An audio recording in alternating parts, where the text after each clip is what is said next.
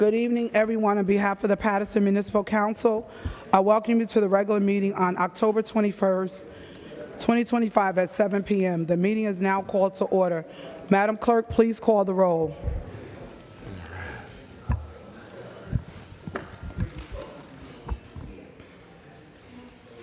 Madam Clerk. Sophia still.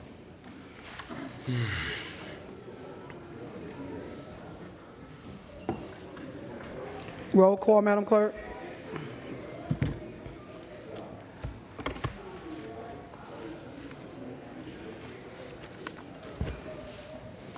Roll call for the regular meeting of October 21st, 2025. Councilwoman Cotton. Councilwoman Davila.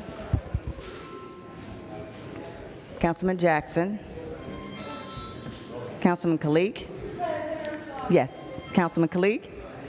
Here, Madam Clerk. Thank you. Councilman Mendez. Good evening, Paterson. Councilman Here, Madam Omar. Clerk, I'm ready to serve. Councilman Omar, yes. Here, Madam Clerk. Councilman Udine. Councilman Velez. Here, Madam Clerk. Thank you. Council President. I'm here and ready to serve, Madam Clerk. Okay, there are 7 here that are present and 2 absent at this time. This evening's prayer will be rendered by Reverend Marie Lagon, Assistant Pastor of the Bethel AME Church. She's not here. Oh, she said, oh, hey, Miss Lagon. And our flag salute will be led by Miss Anne-Marie Palmer. Can we all please stand with Councilwoman Cotton? I think that's stable.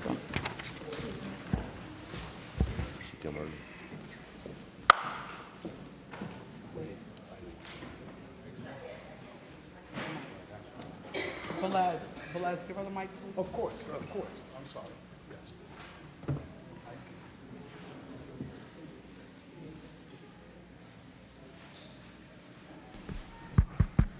Yes.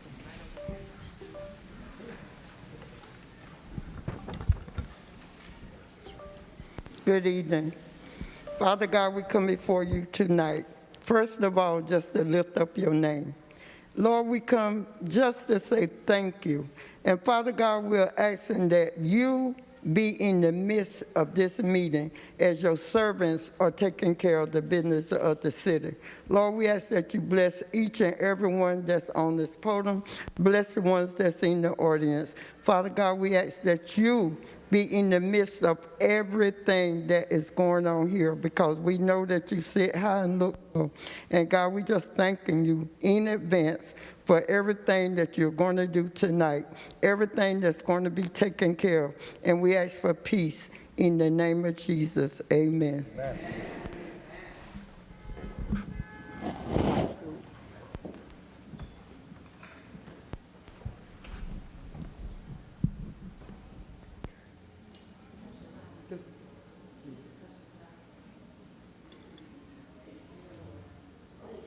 That's it.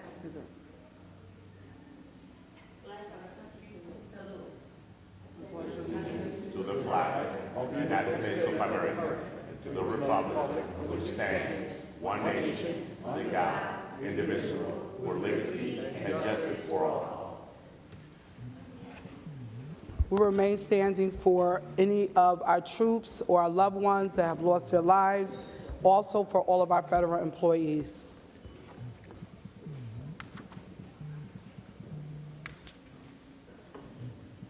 Thank you. Madam Clerk, please read the statement of compliance. Statement of compliance with the Open Public Meetings Law 2025-2026, October 21st, 2025. It is now a little after 7 p.m. Adequate notice of this meeting was compiled and disseminated in accordance with the Open Public Meetings Law in the following manner. 1, the annual notice of regular meetings and workshop sessions of the Municipal Council was compiled for the year 2025-2026 on or about July 1st, 2025.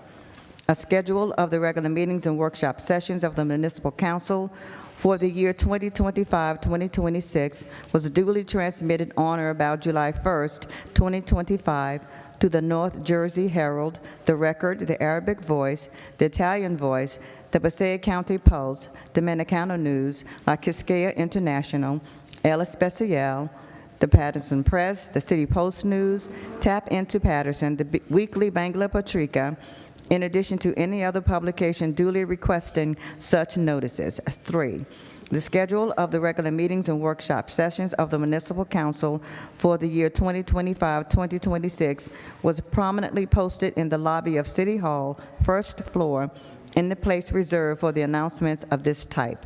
4, the schedule of the regular meetings and workshop sessions of the Municipal Council for the year 2025-2026 was duly filed with the municipal clerk. And 5, a copy of the schedule of regular meetings of the Municipal Council was mailed to any person who requested and paid the fee authorized by the Open Public Records Act. Council President. Thank you. Consent agenda, Madam Clerk. And also to our technology, can you please check the sound on Channel 77? Consent agenda, Madam Clerk. Yes.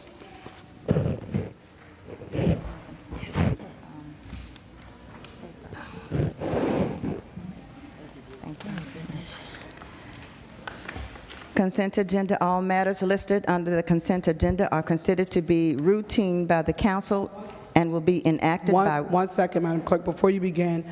Items 57, 58, and 68 are removed, and then items 50, 60, and 61, and 71 are on consent, Madam Clerk.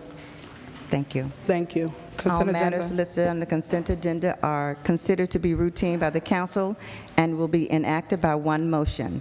The items listed on the consent agenda are numbers 2 through 56, items 59, 60, and 61. Move it.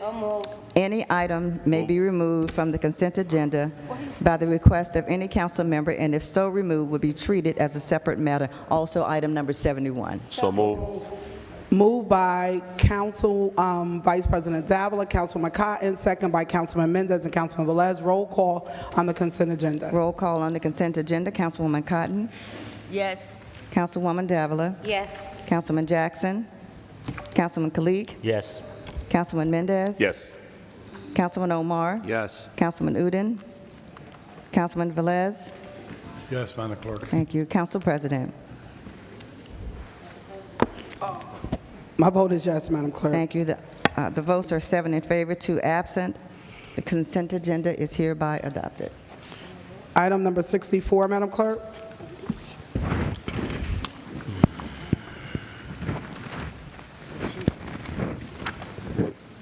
Item number 64 is a resolution of the City of Paterson to authorize the City of Paterson to submit a request to the Urban Enterprise Zone Authority for the adoption of the Paterson Urban Enterprise Zone 5-year development plan and zone boundaries modifications, economic development, resolution number 25:527. So move.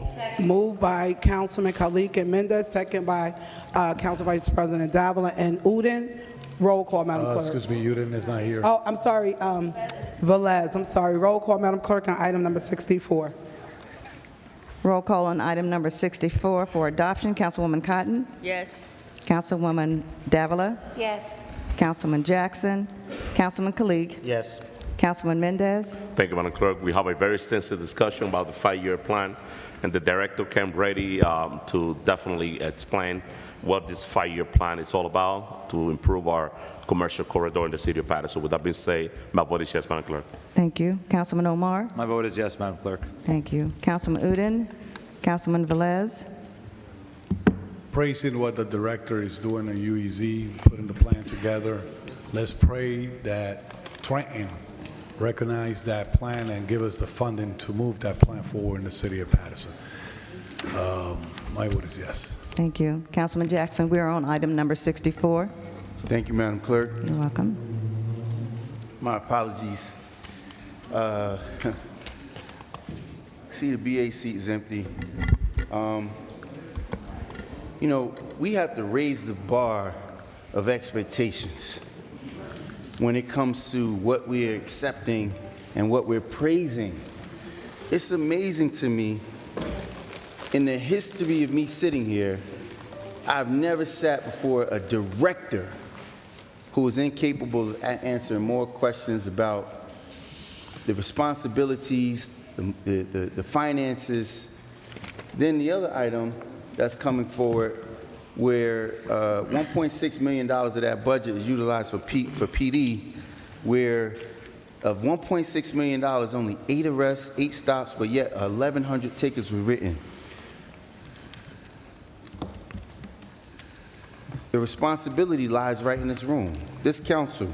So when you look outside and you look at the services that we're not receiving, when you look at how hideous the conditions are in our community, when you look at the UEZ corridor, like you could walk down the street and just see trash everywhere. There's 2 people that's sleeping on the corner of Main and Ward Street. That's the UEZ. We've done absolutely nothing, and yet the previous person, and this is not because, brother, by all means, this is not personal, despite what this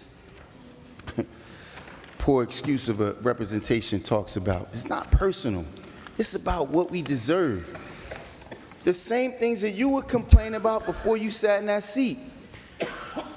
And if you're not being given the tools that you need to work with, then make that clear. Then say something.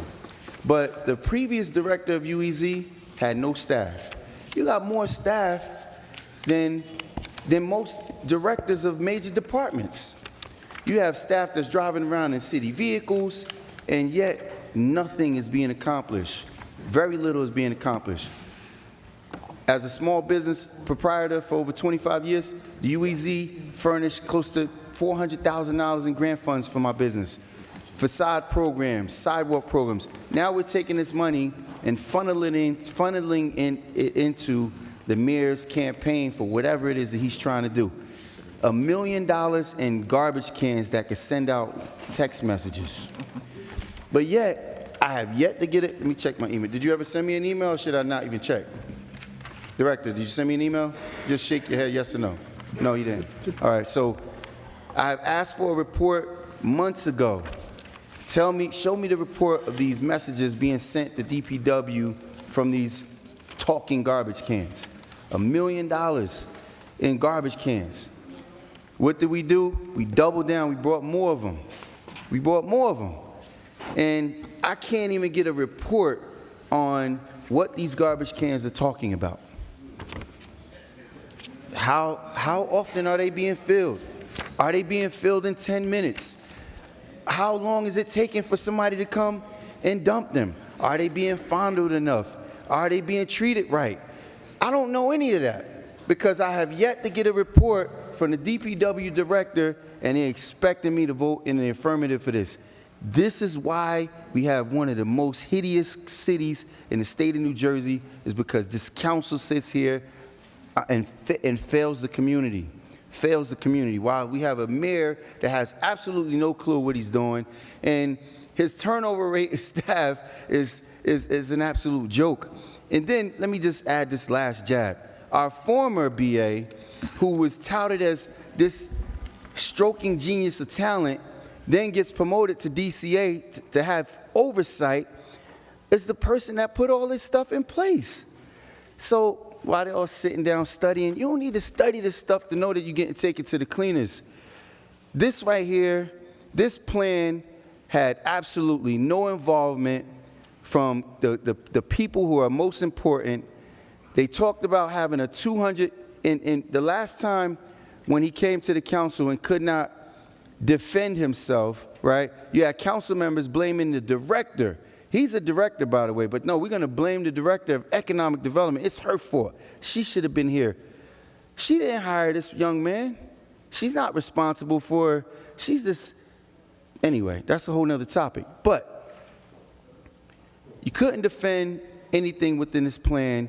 So between that time and the last time they was here, they said they visited 247 businesses.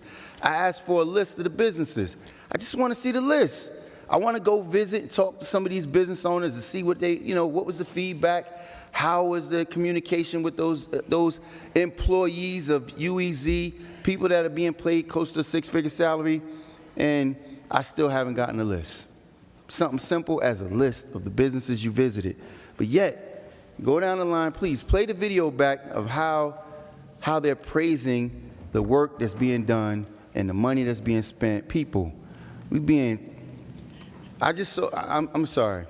I just saw a video of Paterson. It was an armed robbery in the middle of the daytime. It was at night, but it was an armed robbery. And the way that people responded after they got robbed, it was like it was nothing. The dude that was getting robbed, he kept smoking a cigarette. He was holding on, not letting them take this. It was armed robbery, and it's so normalized here that even in the council, this is armed robbery, whether you know it or not. This is armed robbery without a gun, but with other weapons. Like, we're being stolen from, and in the meantime, you have people up here who are co-signing this stuff, signing off on it, and allowing for you, your families, our families to be stolen from, and like it's nothing. Madam Clerk, with great pride, my vote is no. Thank you, Councilman. The votes are 7 and... I haven't voted, Madam Clerk. I'm sorry, Council President. And Udine is here. Councilman Udine. Councilman Udine, we're on item number 64. What's the number again? 5-year plan. Yes. All right, so good evening, everyone. We had detailed discussion last week during the workshop session, and we saw the plan, and I can see the benefit of police presence in our business corridors. So we'd like to see that more police presence in next 5 years. The director of the Public Safety Department was here. He presented his version on how it is beneficial for the city of Paterson, and I believe that we have to go to what Public Safety Department truly looking forward. So I'm truly in favor of it, and I like to see more police presence in our neighborhood. My vote is yes. Okay. Council President. My vote is yes, Madam Clerk. Thank you. The votes are 7 in favor, 2 against. Item number 64 is hereby adopted. No, it's 8 in favor, 1 against. I'm sorry? It's 8 in favor, 1 8 against. in favor. 1 against. Who else is here? 7 in favor, 2 against. Who else voted against it, Madam Clerk? 2 against. No, You only voted 1. against. I'm Only sorry. one. There was only 1 no vote. That was Councilman Jackson. He voted against, and, okay, I'm sorry. It's okay, Madam Clerk, no problem.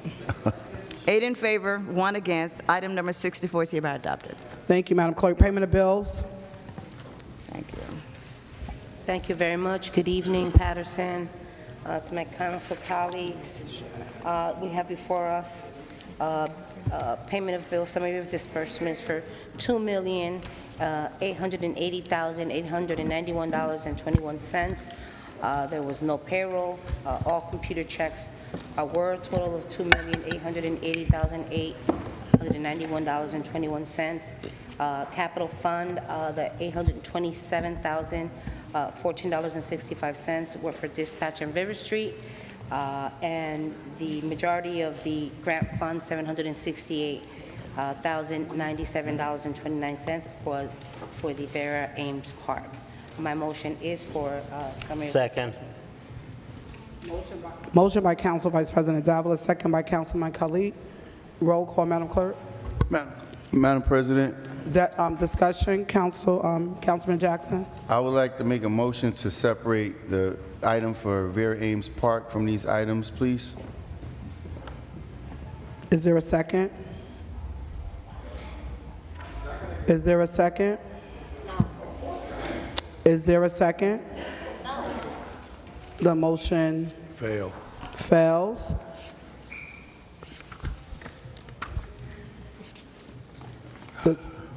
Roll call, Madam Clerk.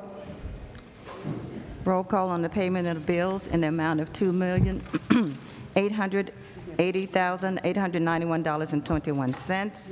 Councilwoman Cotton. Councilwoman Davila. Yes. Councilman Jackson. I'm going to pass right now, Madam Clerk. Councilman Khalid. Yes, Madam Clerk. Councilman Mendez.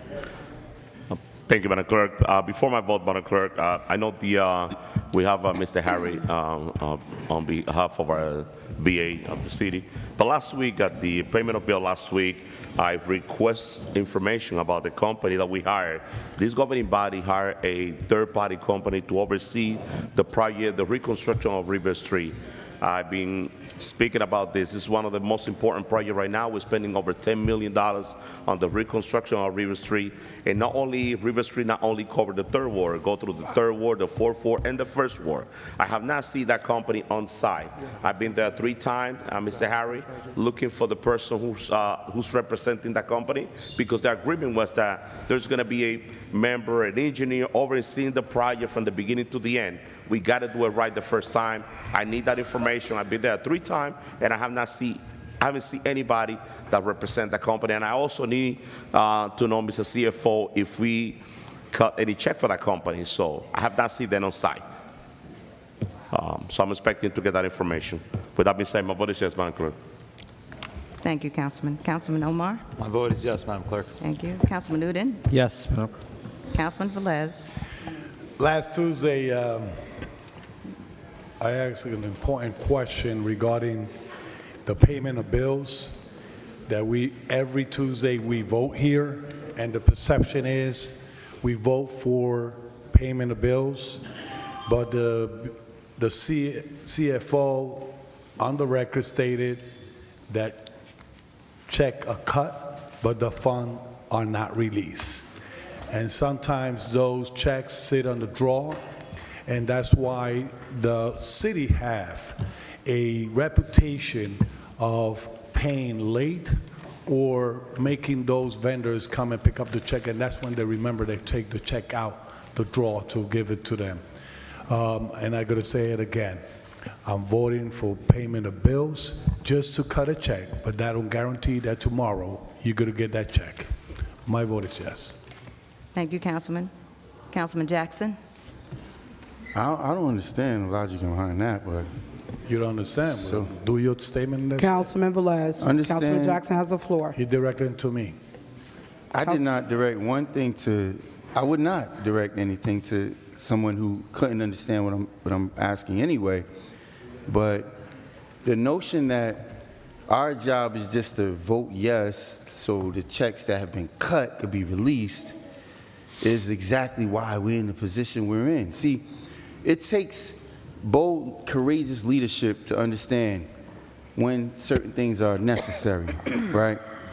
Because many of you who are frequent visitors, I see we have a lot of new faces, but the normal response is, if we don't vote, then we can't pay the employees. If we don't do this, then we can't do that. You sat here and watched how I've done on many occasions just to separate the one item, Vera Ames Park. I mean, listen, just because the park's on the agenda doesn't mean that I'm going to be in an affirmative vote. I do support the Vera Ames Park. I don't support what was spent there, but the fact that this park is a recognition of all her years of commitment and hard work, I have to respect that. But this is where we're bleeding. This right here is where we're bleeding. The irresponsible conduct of council. You know how much money, to the young brothers in the back, I'm sure you probably don't even have a clue of how much money comes through this city that never hits the ground in our communities. That these people just sit here and vote to pay people. He just talked about how the job that was supposed to be done on River Street still isn't done. It was projected to be done at a certain time. Still, he wants reports. We never get the reports. Yet, he vote yes.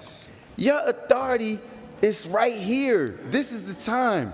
It's not on tomorrow morning to call somebody after their item has failed, or tomorrow go jump on the back of a garbage truck, help them pick up the garbage. No, right here.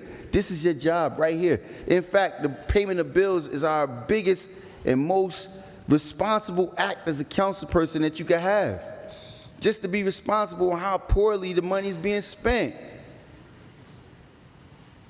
This is just another example of it. So, by no means, no way can I support any bills list that doesn't have any responsible reporting. And I know Councilwoman Ames is watching, I know she's going to be upset with me. She's going to call me tomorrow and yell at me, but it's what I have to do. I cannot. In fact, I'm going to get you a shirt, Councilwoman, I promise. It's going to say 8 in favor and 1 against. Madam Clerk, my vote is no. Thank you, Councilman. Council President? Yes, so the majority of this bill is for Vera Ames Park and for River Street. My vote is yes. Thank you. The votes are 8 in favor, 1 against. Payment of bills is hereby adopted. Thank you. At this time, we have a special presentation from Councilwoman Cotton.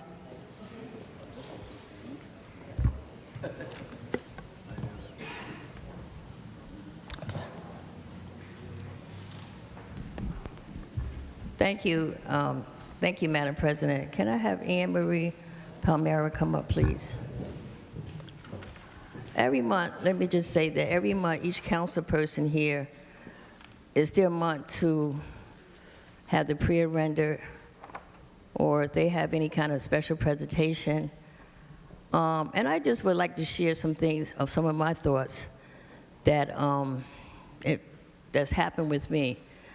I want to thank Marie Lagan from Bethel AME Church, which is on the corner of Auburn and Governor. They're coming back, and I'm asking all of you, if you're able to, on Sunday, they have a special service at 5:30, if you would like to join in fellowship. To me, it's nice to fellowship with other congregations, with other pastors. It's a good feeling. But also now with this ceremony that I'm getting ready to do, but I want to say that sometimes, you know, people will say that no one cares, and there's a lot of people here who cares. And I say, but it takes more than just city government. It takes organizations like Hummel's Beginning, Agbar, McIntyre, Tommy Killian. It takes organizations like Paterson Healing Collective, Casey Melvin, Lisa Chowry. It takes organizations like Jumpstart with Jamie Bland for our youth. You know, it takes us to render, to help one another. And I remember being on the PTA in the city of Paterson at Eastside High School, and we would say, not only adopt a kid, adopt a family, because the whole family needs help. And it takes more than just the government. It takes all of us at organization. But I had asked this young lady to come in tonight, and I want to thank Dr. Moody. I have gone to 5 of his graduations from Tier 1. I want to thank New Jersey Reentry with Jada Fulmore. When I call her for stuff that I need for my community, they reach out. To me, it's about partnership, it's about relationships. If I can find someone to help someone, that's what I'm to do, find someone to help. Because I can't, and we all sitting up here cannot do it all. But I had just a good feeling, and I've gone to Tier 1, Dr. Willie Moody, graduations. This is his 5th year. Anne Marie was one of the students that graduated, Tier 1 recovery. And it takes more.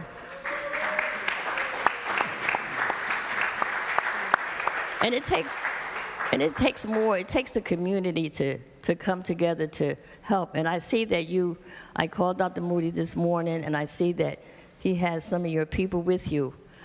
Yes. And I say thank you all for coming out, because it's about supporting and showing love. Sometimes we need to show love to people. It's not about fussing and arguing and your face look, I don't know, like what. And it's about showing love, to say, you know what, I know it's not an easy road. This is what we need to do, is to help when we can and where we can. And there's so many organizations here that want to do that. And people can think how they want, but I've always been like a volunteer type person. But I went to the graduation, and Anne Marie Palmera, they said to her, hit a note. And she hit the note. So I said, you know what? I told her, I said, there's 30,000 people watching. And you never know who's going to be watching and who's going to connect and who's going to say something or who's going to help. You don't know who's watching you. And everybody is watching us. So we need to make sure that, okay, let's show positive stuff sometimes. Let's be positive. Anne Marie, I appreciate you coming. When I heard your voice, it was wonderful. And I want to share her voice with all of you out there and the 30 other thousand people watching on YouTube. And Anne Marie, thank you for coming and spending this little bit of time. And here you go. It's my pleasure.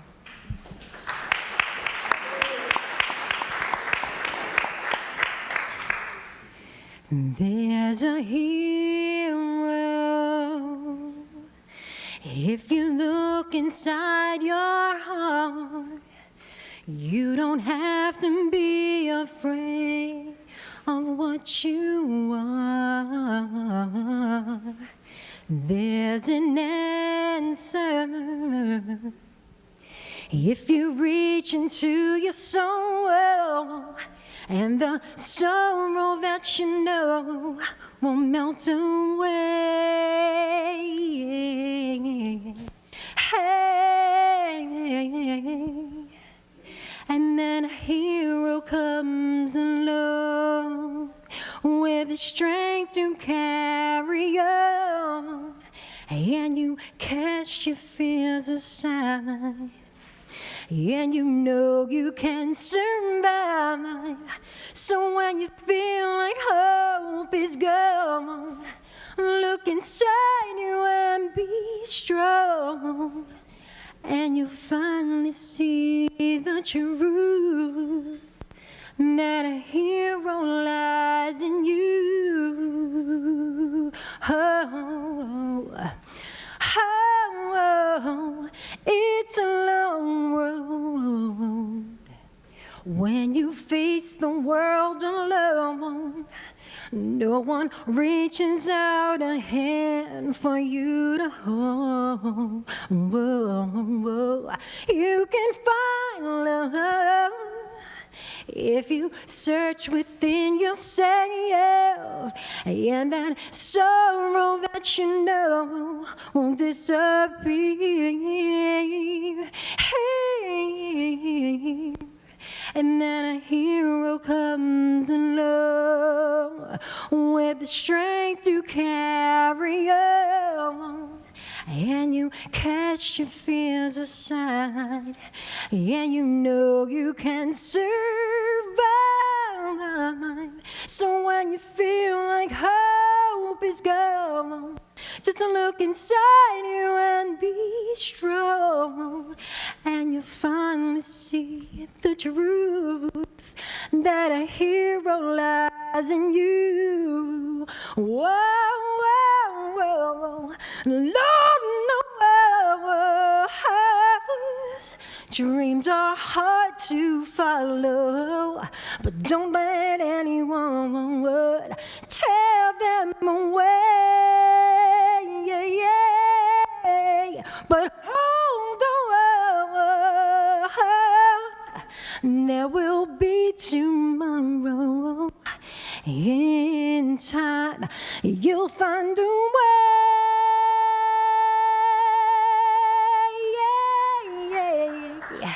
And then a hero comes along with the strength to carry on, and you cast your fears aside, and you know you can survive.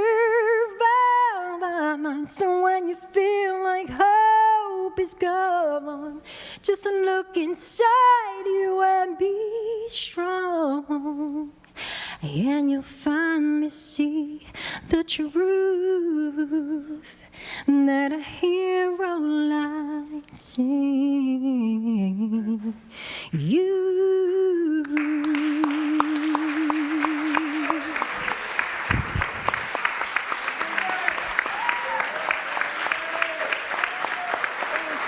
Thank you, thank you, thank you. Thank you, Madam President, thank you.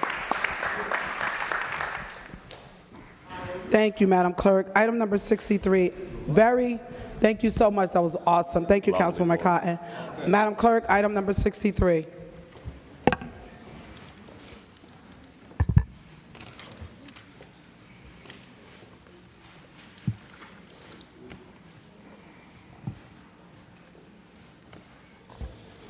Item number 63 is a resolution appointing Lauren Francis Nance as a commissioner to the Paterson Housing Board, sponsored by Council President Dr. Lalisa Mims. City Council, Resolution number 25:526. So moved. Second. Moved by Council President Mims, second by Councilman Kalik. Discussion? Discussion, Councilman Velez. Thank you, Council President. There has been some statement made. There have been videos and people alarmed from this appointee, not this one, the one previous. So, through the chair to legal department, I have the resolution that was read on the record on July 12, 2024, that the title says Resolution Amending Resolution Number 20:346 to give the Housing Authority Commissioner Paula Orford her full term of 5 years. That's the title. The word amending is in here.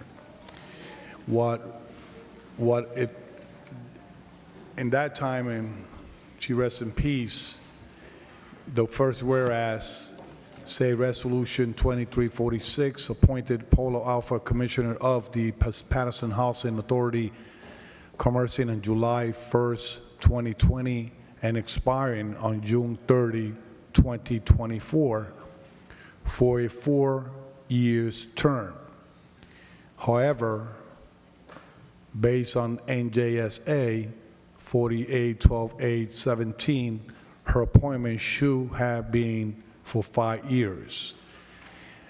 In the second whereas says the municipal council wishes to amend resolution in that time 2346 to appoint Commissioner Paula Orford for a full term of 5-year term, now set to expire on June 30, 2025. This was signed by Mr. Abushi on July 12, 2024. The amendment expired on June 30, 2025. Okay? So the only part that is a little bit confusing is that the title, the word amending, was probably not the strongest word in the resolution, but yes, it was in the body, and it was explained in the body why this amendment was done in that time in 2024. And it's clear that it was to amend the remaining of the 5 years for 1 year of amendment that was expiring on June 30, 2025. This is the resolution, and it's loud and clear that Madam President has the will and the right to appoint somebody for the remaining or the new term starting in June 30, 2025, up to 5 years in the position as a commissioner. The reason I'm reading this on the floor is here loud and clear. There was a lot of things mentioned, and I think that is due notice. In my case, corporate counsel, if I'm wrong, you could clarify, but the title of the 5-year term, they was avoiding in public actually the word amending for the remaining year that she was missing. that was 4 years and had to add another year on it. So Thank you, Councilman thank you, Velez. Council President. You're welcome. Councilman Jackson. Thank you, Council President. First, I don't understand how this became such an issue. I mean, but just for a point of clarity, because I think it's very important that we understand the purpose, why we're here, why what our purpose should be, right? And so it was various comments on Facebook, and it's amazing when people think that you're in agreement with their position. They would say, thank you, and yeah, I appreciate that. And the moment that you see something different, then they all of a sudden, oh, everybody knows you don't read shit anyway. Excuse my language, right? But I'm quoting. But my representation here is very, very consistent. It's about the facts. It's about what's right. And initially, I'll be the first to acknowledge that I saw the video, and I do recall us making a vote, and I do understand that the appointment for the authorities are for 5 years, and it's set by statute. So I agreed. I agreed with the people who had felt as if there was something that was done, potentially being done inappropriate, and I thought that it was being hidden on consent agenda because that's what was being promoted. And I said that I would request for it to come off. Then I got a call from one of my council members, which I respect and appreciate. Despite we may have differences of opinion, we always can call each other and say, hey, and if you're telling me something that's logical and that's legit, and I'm still going to disagree with it, I mean, that doesn't make sense. If it's the right thing, then I have to acknowledge that, you know what? And I got on the post and I said, you know what, FYI, I stand corrected. As I often do. I don't have an issue with apologizing when I'm wrong. And then I went into defense mode. I went to protection mode because I was then going to protect the legacy of Miss Jackie Murray, who I respect greatly, because I thought maybe she had misquoted or she said something incorrect. Then I watched the video again and I saw she said exactly what it was. She said this vote was to give the full term of 5 years. Then I read the legislation. You don't need to be an attorney. In fact, we see it here every night. People with law degrees still lie to you and they'll try to mislead you. If you can't read it for yourself, then you're in big trouble. But I'll say this, and I will, I want to acknowledge, because when the former BA, and I apologize for being lengthy, but this is necessary. When the former BA came on, she touted, oh, this Georgetown degree. She went on in the paper and she wrote a column or a response directly towards me. It was rather insulting, and I didn't come here and take it personal. I did the same. I wrote a rebuttal. I guess she assumed because I'm just a young black Spanish kid from Paterson that I couldn't write, or I didn't have the capacity to have a rebuttal of such. But I tell you what, there was never any other articles written after that point, right? In fact, there was a lot of defense. And I'll say this, I'll acknowledge I wasn't the best student at Kennedy. I had a lot of different things. I know you ain't happy with the lengthiness, but it's important, it's relevant. But I did have an opportunity through a football scholarship to go on to a higher learning institution where I then saw the importance. And I had a real mentor who in 1917 through 1925 served as president of the Florida Federation of Colored Women.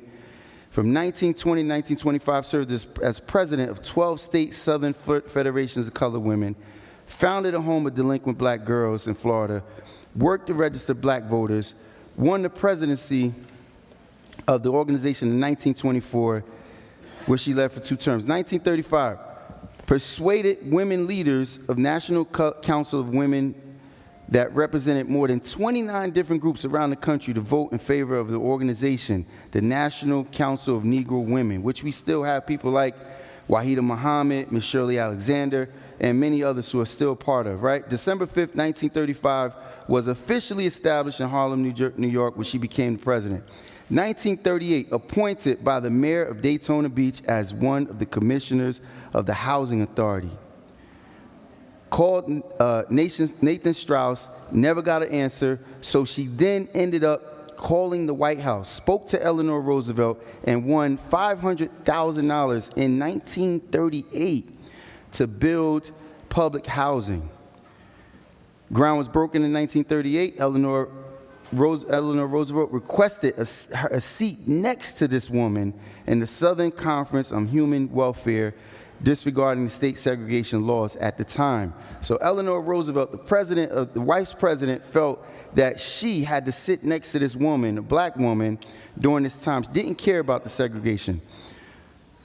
So she went on to do many, many different things. And, you know, sometimes I like look at certain things, certain circumstances, because, you know, my desire to go to college was to play football. I didn't realize why I went to, and I didn't even know many of these things. Coincidentally, I happened to came across a program today on YouTube about Mary McLeod Bethune.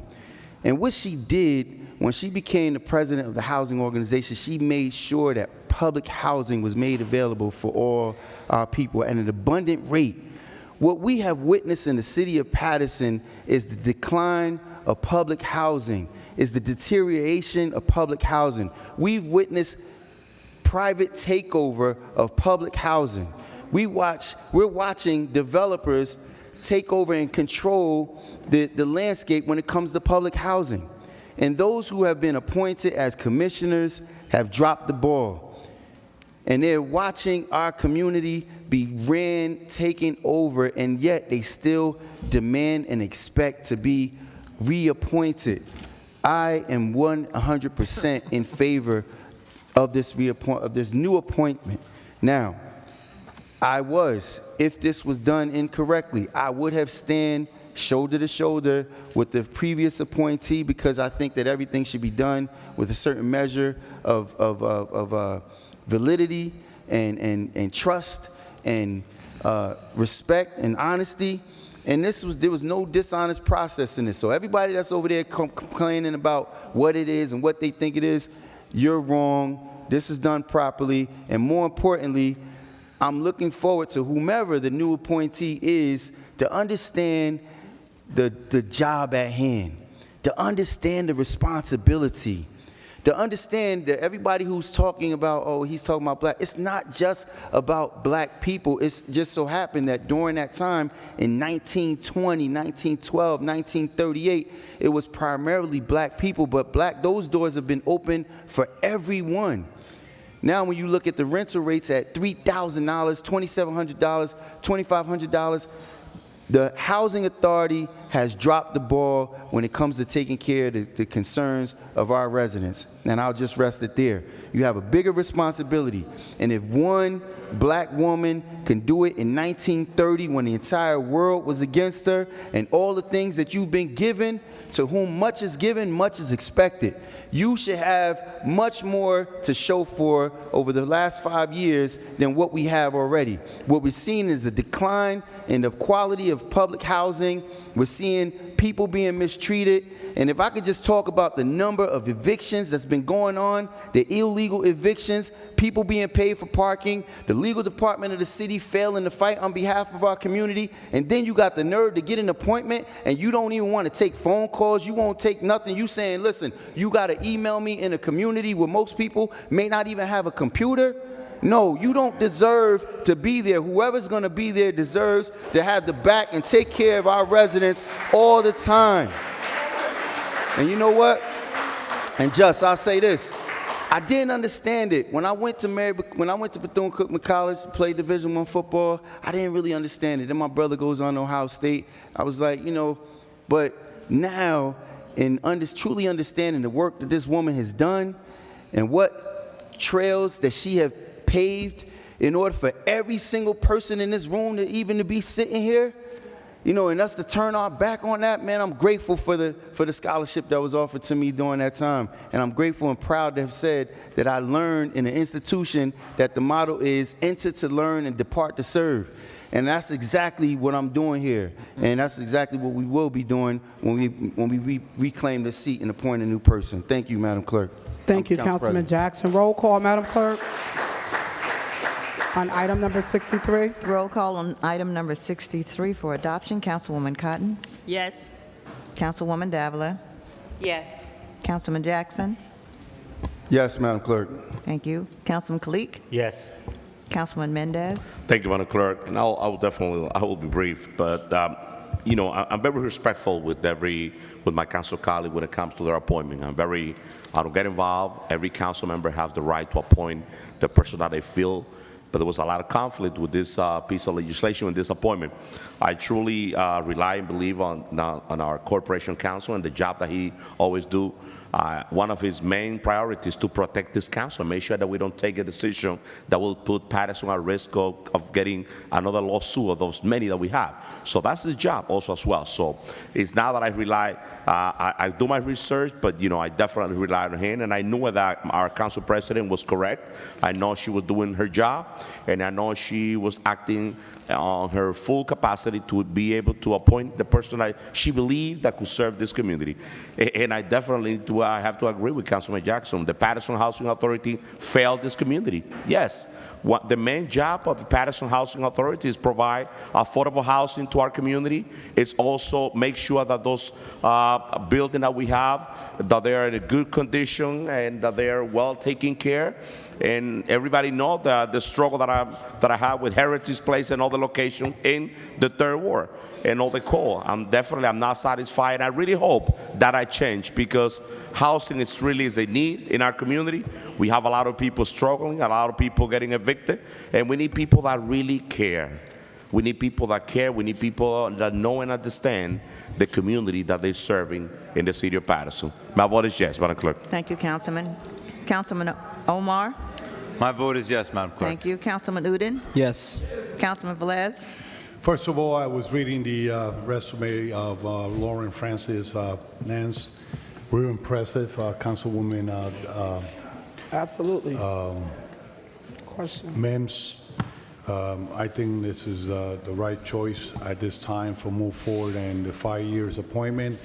But let me set the record clear in something. I am the chair of the statutory agency. I cannot sit here and badge the housing authority that they have failed our community. There's some issues that had to be corrected. There's some situation that had to be addressed. But to say they have failed, I don't think so. That something sometimes don't go our ways, what we want, that's another thing. Because when we don't get what we want, we start batching. That's the problem. I have more seniors building in my ward, and I know how they have improved those buildings, and I know that you cannot satisfy everybody 100%.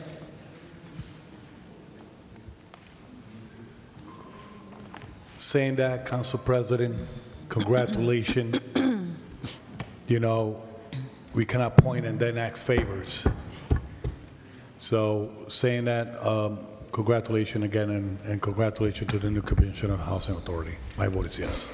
Thank you, Council President. So tonight is about Commissioner Lauren Francis Nance. So let me say to the public at large, as any elected official, we have the opportunity, based on the appointments we have, to appoint individuals they serve. We can reappoint them or appoint someone else. There's a list of people that want to serve the great city of Paterson, and I'm grateful that I'm one person, and others have done it as well, that give people the opportunity to serve. I know without a shadow of a doubt, Ms. Commissioner Nance is going to do a phenomenal job. Many people respect and know her in the community from the work she's already doing and has done. I know she's going to go to the board and help take it to another level, and then have an open communication vehicle with the residents, with the housing board, Ms. Irma and the team, and I'm looking forward to it. It's good to appoint people that have been in Paterson for a very, very long time. I saw the attacks on Facebook, I saw the negative comments, but you know what? I never have to defend lies. There's a quote that says this: "A lie has wings. It travels fast and it spreads very wide, but a truth has feet. It takes its time to get there, but when it arrives, it stands on its own." So tonight you hear the truth. The truth stands for itself. I can tell you I've been attacked. I've been bullied. My life was threatened. And so many things that I could go on and on to talk about. But guess what? God is good. And tonight we're appointing a new commissioner to the Housing Commission for 5 years. Congratulations, Commissioner Lauren Nance.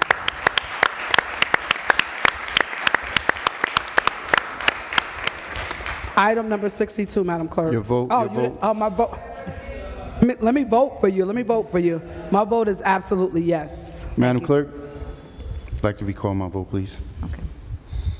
Thank you. And Ms. Nance, congratulations. Trust, I would not be changing my vote for you, but I do have to correct a few, as Council President just talked about, lies that have, I don't know the quote, I'm not going to misquote it, lies that have wings. I'm not going to sit here and let people sit here and lie. Talk about the Housing Authority and the great job they're doing. If you talk to any one of the residents on Graham Avenue, on Rosa Parks, not one good thing do they have to say, even including the fact that they mixed the building up to have younger people living with seniors. Go down to the 6th Ward, and young council colleague right there, he'll attest to this. There was months that garbage was being overran in that parking lot, people sleeping in the corridors. Go down there. Mr. Olivares and I went there. There's tape on the back entrances, windows broken. The facilities are horrendous. The senior citizens are being mistreated. Then they have concerns that some of their co-inhabitants that are losing their lives, they're not being discovered till weeks later because they're talking about room checks. Were you talking about a derelict of duty? This is what we're talking about. And then Councilman Mendez, brother, I have no idea what planet you're living on. To talk about Corporation Counsel has the duty, he protects us, he gives us the right advice. He has failed to advise this council on lawsuits time and time again. In fact, Mr. Dave Gilmore, a prime example. Currently in court, the judge has been demanding for the city to show up, and we show up with no information. We don't show up at all. He's going to crack us over the head for $5+ million, and we're paying. I could sit here all night and give you example after example after example, the dereliction of duty, which, by the way, this council fails to hold them accountable.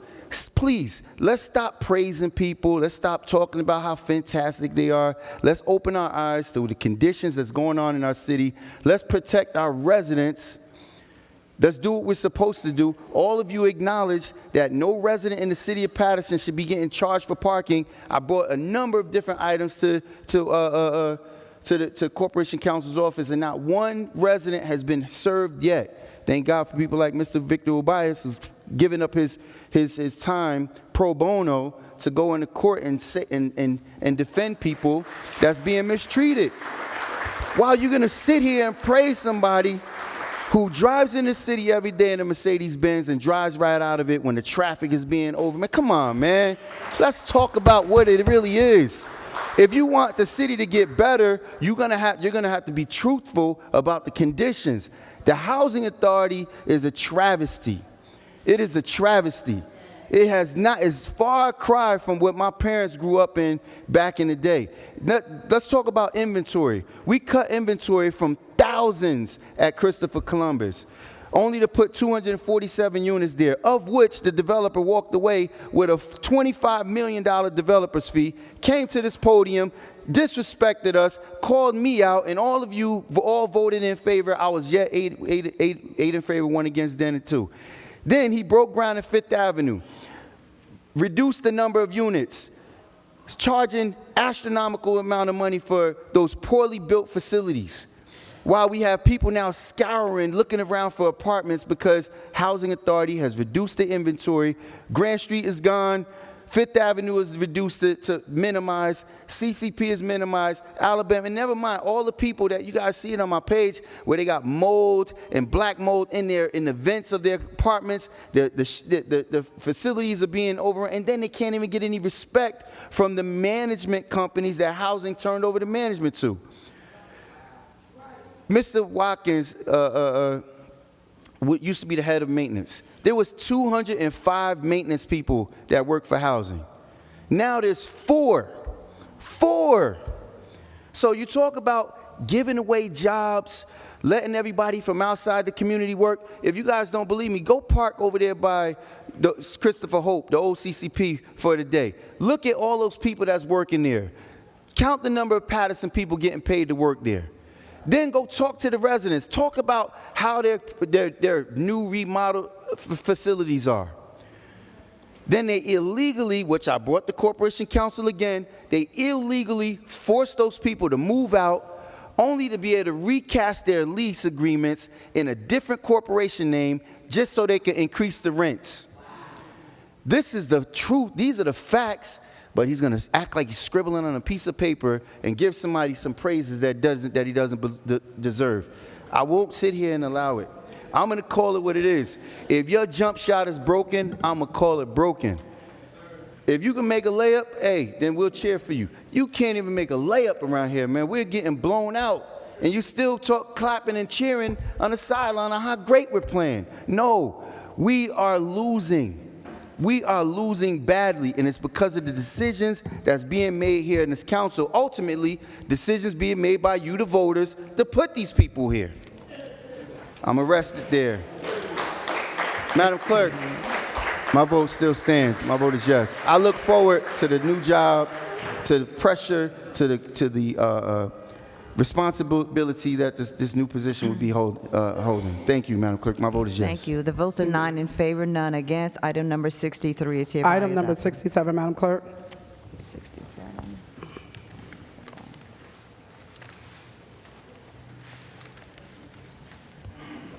Item number 67 is a resolution authorizing the issuance of not to exceed $65 million tax anticipation notes of 2025 of the City of Paterson and the County of Passaic, State of New Jersey, Finance Resolution Number 25:530. So moved. Second. Moved by Council Vice President Davila, second by Council Discussion. President Mem. Discussion by Councilman Velez. Through the chair, CFO, or Mr. Administrator. So the city's going to ask for $65 million loan to the county. That's correct? That's correct. Well, what's the purpose for that $65 million for the CFO. county? The purpose is, right now, the city has $20 million in cash. For the next, that would cover us for the next 4 payrolls. 4 payrolls is about $20 million, about $5 million apiece. So there's no tax bills going out. My guess would be taxes wouldn't be due until around December 15th. So the city would not be able to pay any bills if this is not passed. So you could ask for a loan, $65 million for payroll? Let me ask the Corporation Council. Legally, they could ask for a loan for payroll? Corporation Council. That question would be for Harry. That's for the BA. No, I say legally. And then the CFO or the BA could tell me if they could borrow to pay salary. That's a question for the BA. Harry, could you please answer for a councilman? So it's not only for payroll, Councilman. Okay, It's for all payments. So leave those salary, because that's what Councilman Jackson just always say. Everything is salary, they justify we need to pay payroll, then they fall into that. What else is for it? So 65. we have insurance payments. Right now, till the end of the year, it would be 5 insurance payments, which would be $26 million. We have 4 school payments, which would be $25 million from here till the end of the year.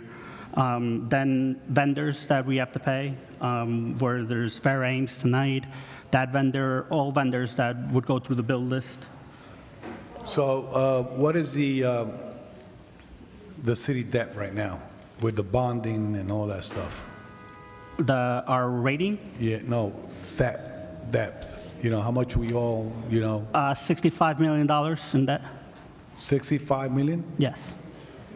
And you're going to borrow 65 million. This is to borrow cash, yes.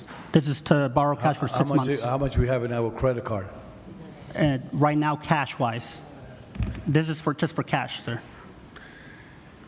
This is sending, for me,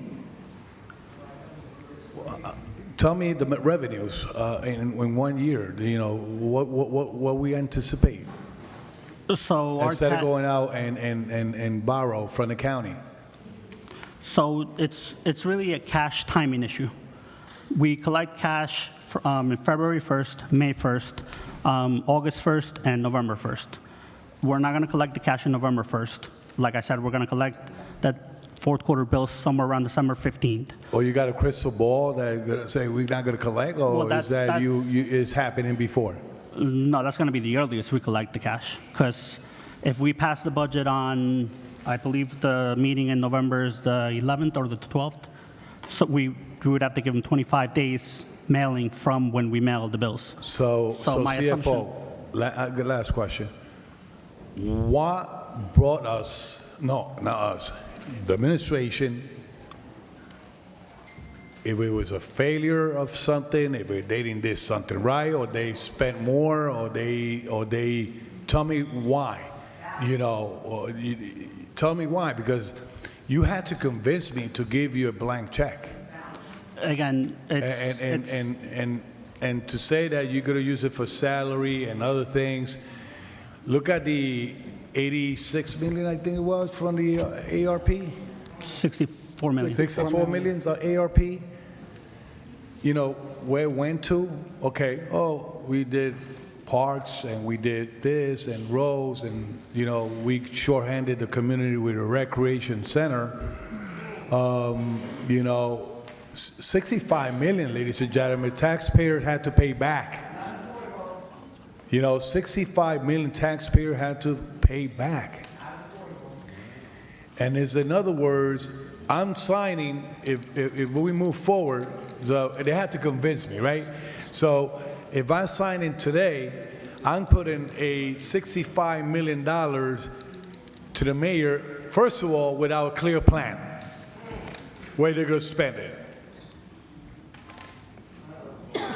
And then they cannot tell me how much we owe, and this is going to create more theft to the city of Paterson. Now, the word in the back here was, we need to bond. We need to bond, and they used to go and bond. Now they're going to go to the county and ask for a loan, $65 million. Wow. Woo. Thank you, Council President. Council President? Council President. Councilman. Thank you, Council President. Mr. CFO, you just mentioned that two line items, insurance and payroll, out of the $65 million. Do you have a list of area that you're planning to cover specifically with the $65 million? Because I haven't seen it. I think that if you're presenting that this is a very tough decision for the council and a very important decision. And the city, I'm very concerned about our financial situation right now. So the first thing that you should do before this meeting is to have a meeting and present a specific list on how we're planning to distribute the $65 million, first of all. But my main question, how this is gonna impact our bond capacity? It doesn't impact our bond capacity. We're borrowing cash. So we're borrowing $65 million. We're going to pay 65 million. We're going to pay 65 plus interest by about March. So really, we just have to pay the interest back, because once we get tax money in for December and February, that will cover us. It's just like I said, it's timing of when our cash comes in. I totally understand. We're borrowing Corporation 65. Council. We're only paying interest back on it, Mr. which is CFO, I going to be definitely somewhere understand. around $2 or $3 million. I understand that, but remember, you need 6 votes in order for this to pass tonight. Five. 5. You need 5, but you need 5. And as you know, we're going through a very difficult situation in the city of Paterson financially. We are in the last inning, and we haven't been able to adopt the budget right now at this time because we're struggling with a 3.5, trying to reduce it. And quite honestly, I don't have that much faith on that. I'm extremely concerned about our homeowners in the city of Paterson. And everything related with finance, we have to sit down, and we need to have a conversation, and those numbers, they need to make sense, and we need to know every area where those money will be expanding. As you know, our homeowners, they're already struggling as it is, and I know they're gonna get hit with more than 2% once we adopt the budget. I don't have that much faith that we're gonna be able to reduce it before the number that we have right now in front of us. So I will rest my case there, Council President. Thank you. Councilman Kalik and Councilman Jackson. Thank you, Madam President. What I have understood from this resolution basically is referral payments. Is that true? Like for the fourth quarter, our tax bill hasn't even gone out, and we don't have the cash on hand. This money that we're borrowing, basically our fourth quarter tax bill, which is going to come back soon as we. How much do you anticipate getting back on the tax bill in the fourth quarter? $70 million. How much? $70 to $75 million. And we are borrowing $65 million. Correct. Also, why are we in this situation?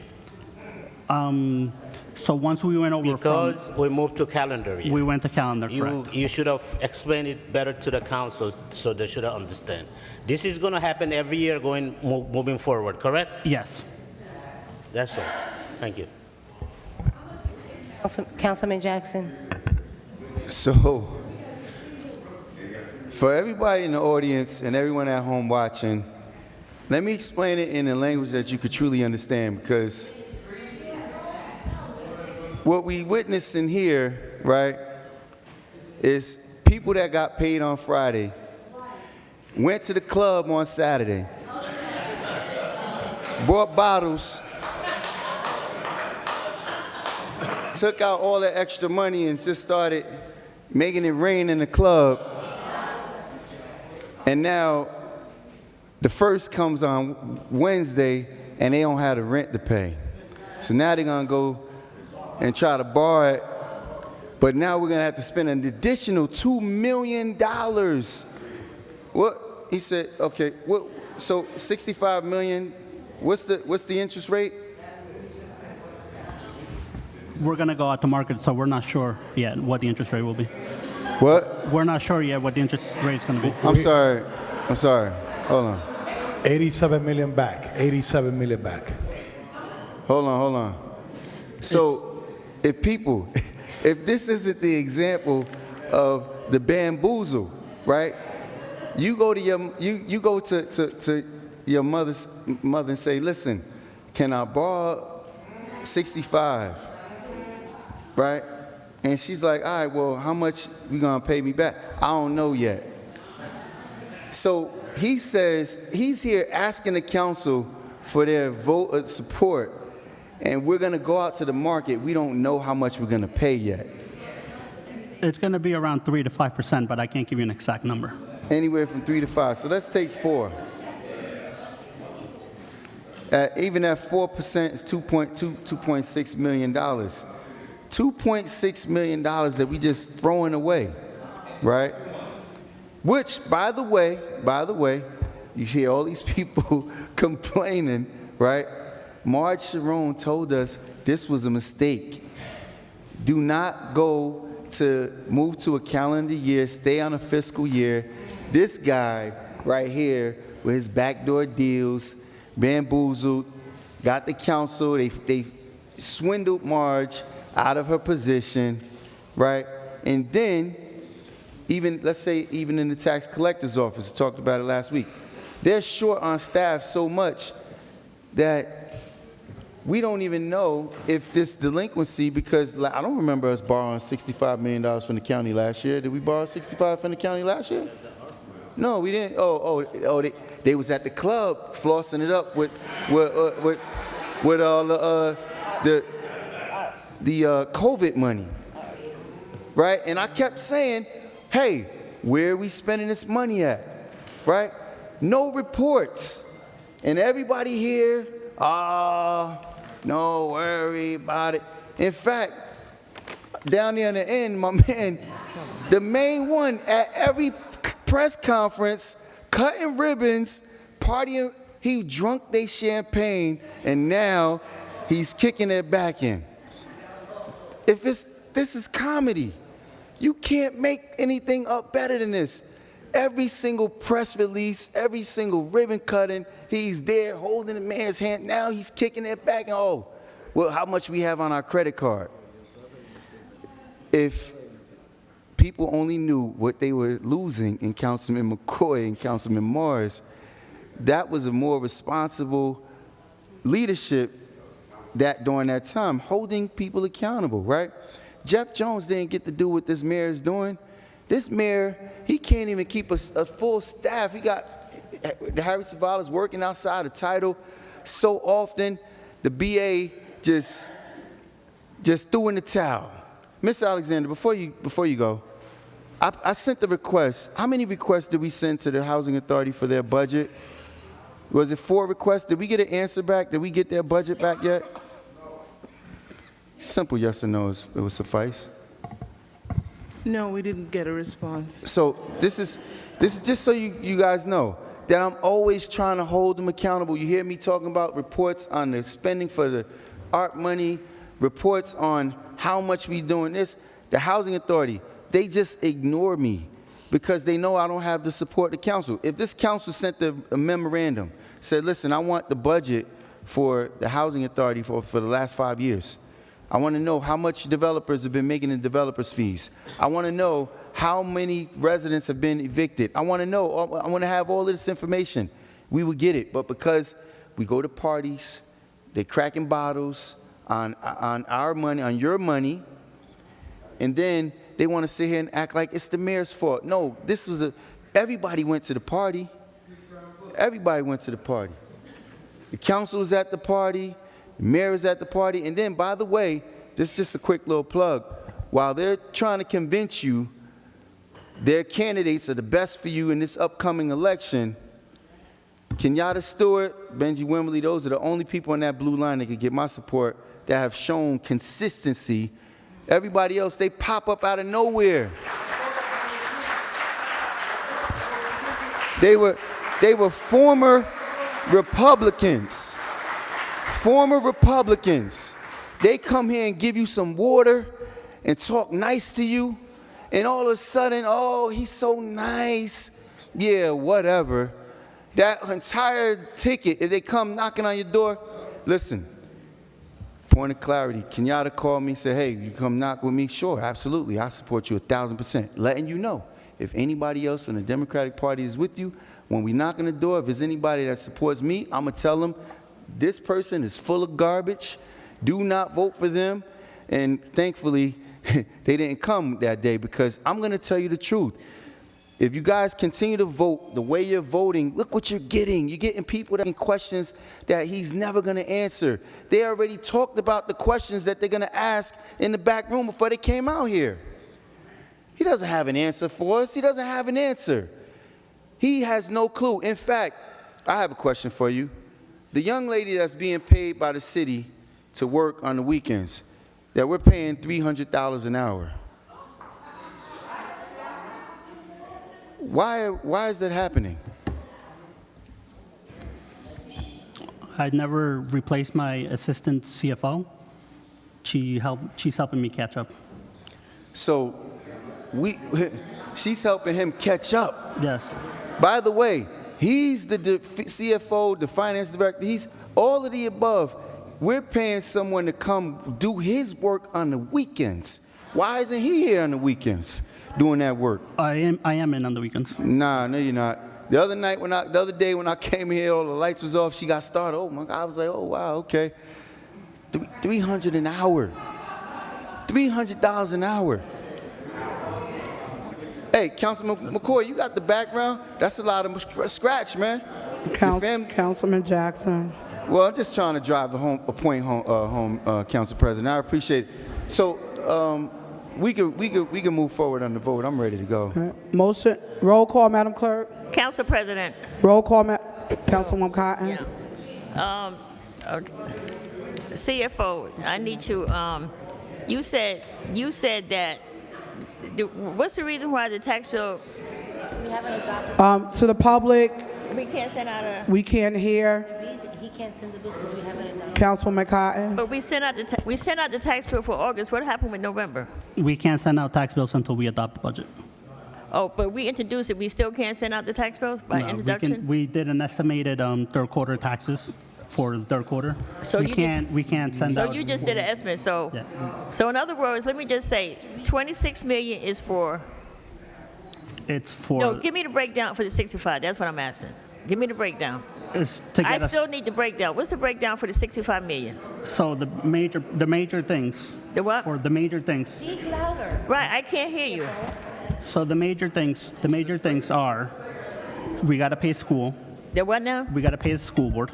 And how much is school? $64 million. How I'm much? sorry, $25 million.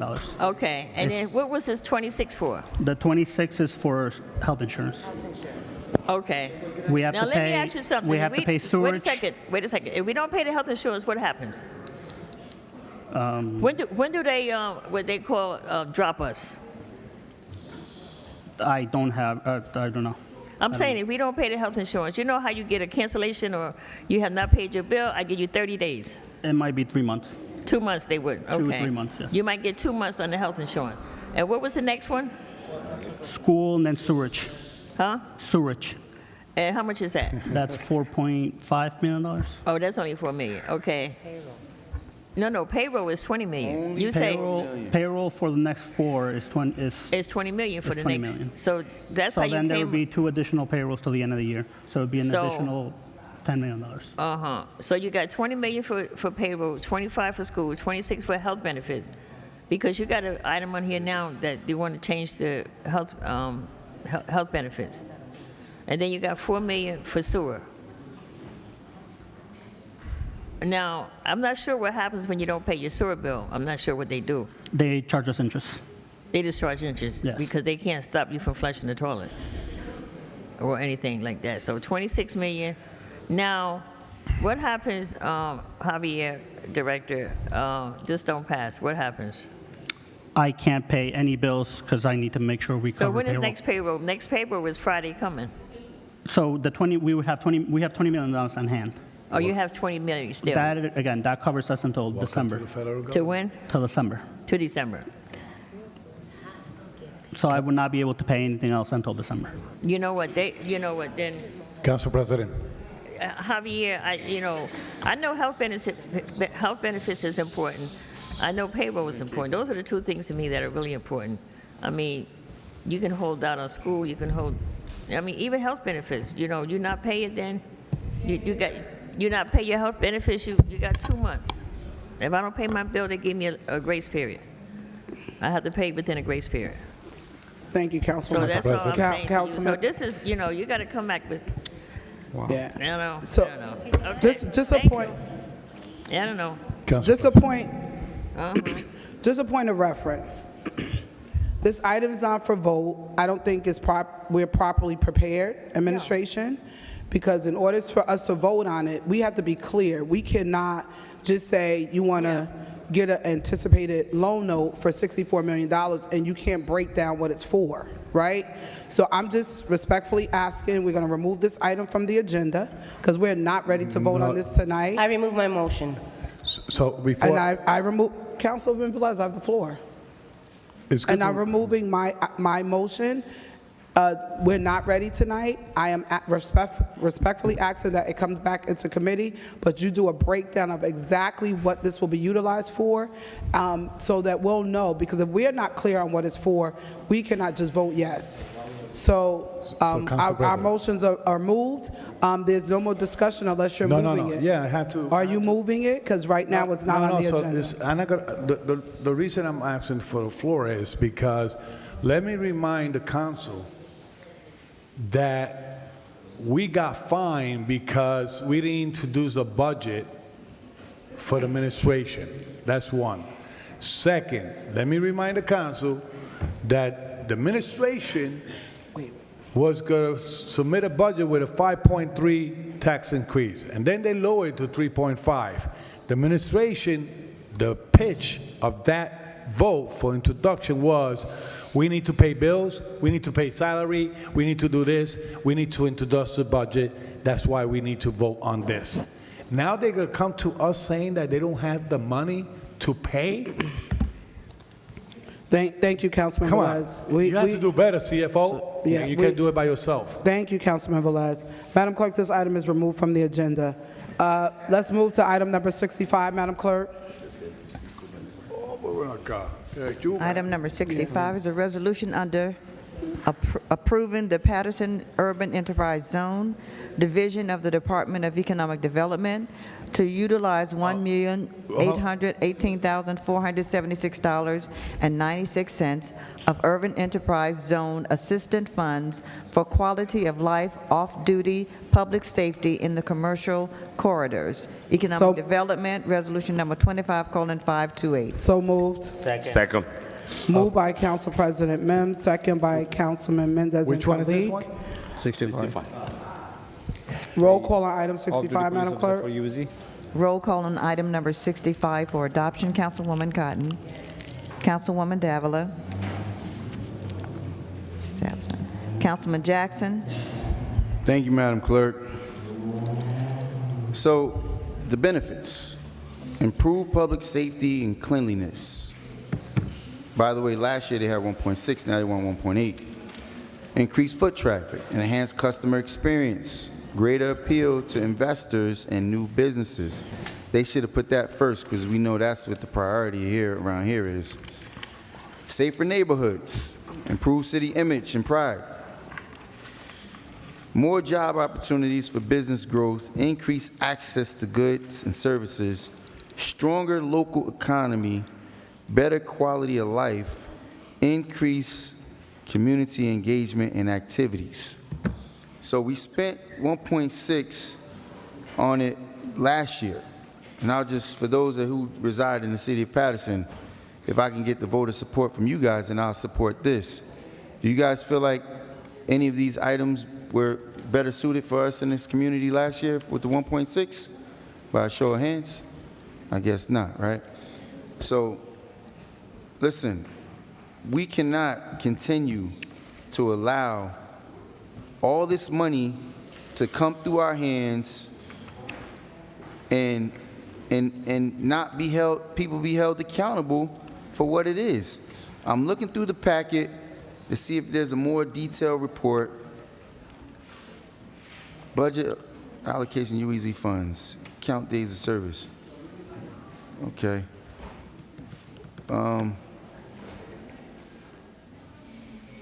So here's what I'll do. I'll make it very quick. And I apologize, Council President, we should have did a discussion on this, but so there was $1.6 million invested in this last year. Of the $1.6 million, they wrote 1,100, let's say 1,150 tickets for parking. Let's say tickets are average, they start like parking tickets like $55 per ticket. Let's just say they were $90. So 1,100 tickets by $90, that's $103,500. So we spent 1.6 to make back $100,000, that of which came directly off the backs of our residents who have nowhere to park in the city because of all the poor decisions that's being made by the administration. If you don't believe as a resident of the city of Paterson that you're getting beat over the head and people are just coming here to present things to you that mean absolutely nothing, you're highly mistaken. Madam Clerk, the proof is not in what you talk about. The proof is in your vote, and my vote is no. Thank you. Councilman Kalik? Thank you, Madam Clerk. This is an extra help for our police department. We always complain about public safety, the safety issues that we have. All of us know we have a shortage in police department. This is a money from grant funding money from UEZ zone, the police department will get, and they'll put some extra foot on the ground in the UEZ zone. The police is now out there to make money creating revenue, so that F section could be more safe for the community. I have seen them last year walking on Union Ave corridor. I was happy to see them. I saw them many times, a couple of cops walking down back and forth. It was from this program. So I'm very happy to support. This is an extra help for our police department. Yes. My vote is yes, Madam Clerk. Thank you, Councilman. Councilman Mendez. Thank you, Madam Clerk. Our Lieutenant Sheila Oliver, may she rest in peace, she worked really hard to make sure that we get the UC funding back into our community. She worked extremely hard, and that, because of her, Paterson has our annual line item from UEC dollars for Paterson. Voting against this is voting against the well-being of our city. We already know that we don't have enough police officers. If you have an accident and you call a police officer, you call the radio room, they have 20 and 25 calls for service. And you have to wait 2 and 3 hours for a police officer to arrive at the scenes. We already know that. If we start talking about all the problems that we have in the city of Paterson, we're not going to finish tonight. We already know that we have those problems. We already know that. But voting against this is something that, listen, it's really, I respect my council colleague decision. But let's be clear on this. My request on the UEZ, on the $1.8 million to bring additional police officer, was to make sure that we spread, spread those units around all the UEZ zone. In the third ward, Brilliant and Park Avenue. Everybody knows that people, they double park there. They do a lot of illegal things on Brilliant and Park Avenue, and I don't have enough manpower there. Brilliant. Also, Park Avenue, Broadway, and East 33rd, and other areas. So make sure that we utilize our police department to make our commercial corridors safe. This doesn't make, there's no braining. I really hope that we impact our business owners in the community the right way. They need help. We got to make our city safe. We need to make our city better. And we all know that we don't have enough manpower in our police department. We all know that. With that being said, my vote is yes, Madam Clerk. Thank you, Councilman. Councilman Omar. Thank you, Madam Clerk. This is more boots on the ground using grant money. I'm all for it. My vote is yes. Thank you. Councilman Udine, Councilman Velez. Thank you, Council, Madam Clerk. You know, as Councilman colleague you stated, we cannot use the police for revenue generators in the city of Paterson. That's against the law. The other thing is, do you know that UEZ zone are residential zone at the same time? Yes. Commercial, residential on the top, they are serving two purposes, commercial and residential. Mixed use. So when you look at the numbers that my colleague just stated, about 1,100 tickets, parking summons, and the other one moving violation, that means that they're doing their work. Because if they were not doing their work, the numbers will be probably lower. They're doing the work. So the presence of the police is needed. Last meeting, I say, back in 2020, we had 490-something cops. Now we have 160,000 plus residents in the city of Paterson, and we are in 402 cops. So we need more cops, more money. Let's create plans how to raise their benefits, raise their salary, for they don't go and leave the city for other departments, other agency. And I stated in the last meeting, Homeland Security is giving $50,000 bonus only to go to them to work. So let's praise our cops. Let's say thank you. And if we have more funding, more grants that we could invest in the public safety and the quality life of the city of Paterson, let's do it. Let's do it. And this is part of it. So I'm happy. Last time we did a lot of recommendations. They included areas that we wanted it, and they are doing the job. They working. And sometimes they assist other officers and other calls outside the boundary of UEZ. So My vote is yes. Thank you. Council President? Yes. Thank you. The votes are 6 in favor, 1 against, 2 absent. Item number 65 is hereby adopted. Item 69, Madam Clerk.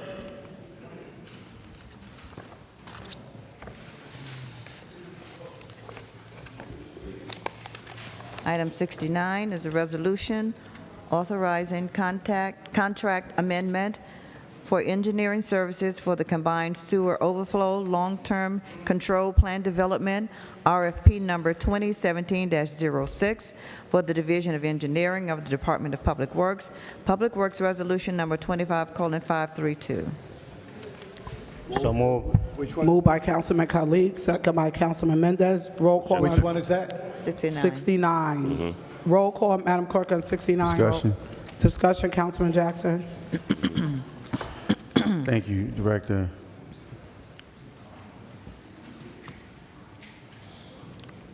I'm just curious. Yeah. Just a quick little outline on this item, please. This is the oversee like the admin part of the. This is to oversee the admin part of the CSO program. This engineering company will be still handling all the meetings for us with all the other CSO communities and with the state DEP. So, in the past, we would have a scheduling. There was a meeting with the company that would outline some of the requirements, some of the changes that we've done, you know, in the previous year. I'm just curious of why wasn't this brought to workshop with the firm, and this isn't the new firm. It's the same firm. We're at the end of it. So this is like putting like the last bits of the project together, so we could present it to the state. So there's a new. This is a new project that's being. No, this is the CSO project that we're mandated to do through the state. No, I understand. But so the question I have is that, you know, we have the council has gotten away from requiring these entities that we enter into these agreements with, come before the council and outline what we're doing. Like, for example, in the past, it's outlined on how many times we're fined for overflows, right? And I talked about having detection systems placed in those outlets, so that we'll know if there's an overflow and we can pay for exactly what we should be paying, as opposed to some of the fines that we're paying for just as an assumed number or a national average number. My question is that, one, we stopped having these review periods with the vendor, but who's overseeing the work that they're doing? Is it our city engineer? Overseeing the CSO project? Yes. We have on contract PCI. They're our engineer for the CSO project, for the complete project, and this contract is for the administration part of it. So we hired an outside third-party contractor to oversee a third-party contractor's work. Yes. Well, it's state combined. Harry could probably get to the logistics better but it's not only us. It's 9 communities that the CSO's up, and that's what it's about. No, I'm aware, and I'm aware of the intricacies, and I do understand it is very, intricate situation. Nothing has changed with the contract. Nothing has changed with what we have been doing, what we presented to the council. It has nothing's been presented, just for the fact that we're at the. How much is the contract? How much the contract, Harry? $27,000. 27. 27. All right, very good. I appreciate it, Director. Thank you. Thank you. Roll call, Madam Clerk. Roll call on item number 69 for adoption. Councilwoman Cotton, Councilwoman Davila, Councilman Jackson. So, obviously, CSO, the combined sewer situation is a very intricate situation, and having confidence in the director, I definitely feel like, we ultimately need to, formalize a more long-term plan. But, in light of the director's oversight, Madam Clerk, my vote is yes. Yes is your vote? My vote is yes, Madam Thank you. Clerk. Councilman Kalik. Thank you. Councilman Mendez? Yes, Madam Clerk. Thank you. Councilman Omar? Councilman Udine? Yes. Councilman Velez? Yes. Council President? Just a point of recommendation. This came out of a recommendation for the New Jersey Waterways Bill from the state. So, Director, could you please send the long-term plan that we have for the CSOs to all council members so that they can see what's on there that was voted on by the council? Okay. Just send that out to everybody. My vote is yes, Madam Clerk. Thank you, Council President. The votes are 6 in favor, 3 absent. Item number 69 is hereby adopted. Item number 70, Madam Clerk. 70. Item number, is it 70? Okay. Item number 70 is a resolution authorizing award of contract to Rich Tree Service, Inc. for tree trimming, pruning, and removal services for the Department of Public Works. Public Works Resolution number 25:533. So moved. Second. Moved by Discussion. Council President Mims, second by Councilman Khalid, Councilman Discussion. Mendez, and Udine. Discussion. I got a Udine. stronger voice. Oh, Councilman Velez. Discussion, Councilman Udine. Thank you, Council President. Director, quick question. So who is doing the trimming currently? The same company. Same Rich company. Tree So Service, yes. isn't it? So what was the amount last contract? Excuse me? What is the last contract amount? I believe it was No, it was 7. It was 700. 200,000 last contract. It matches the same as last year. Is the same as last year? Yes. We went up. All right, thank you. Council President.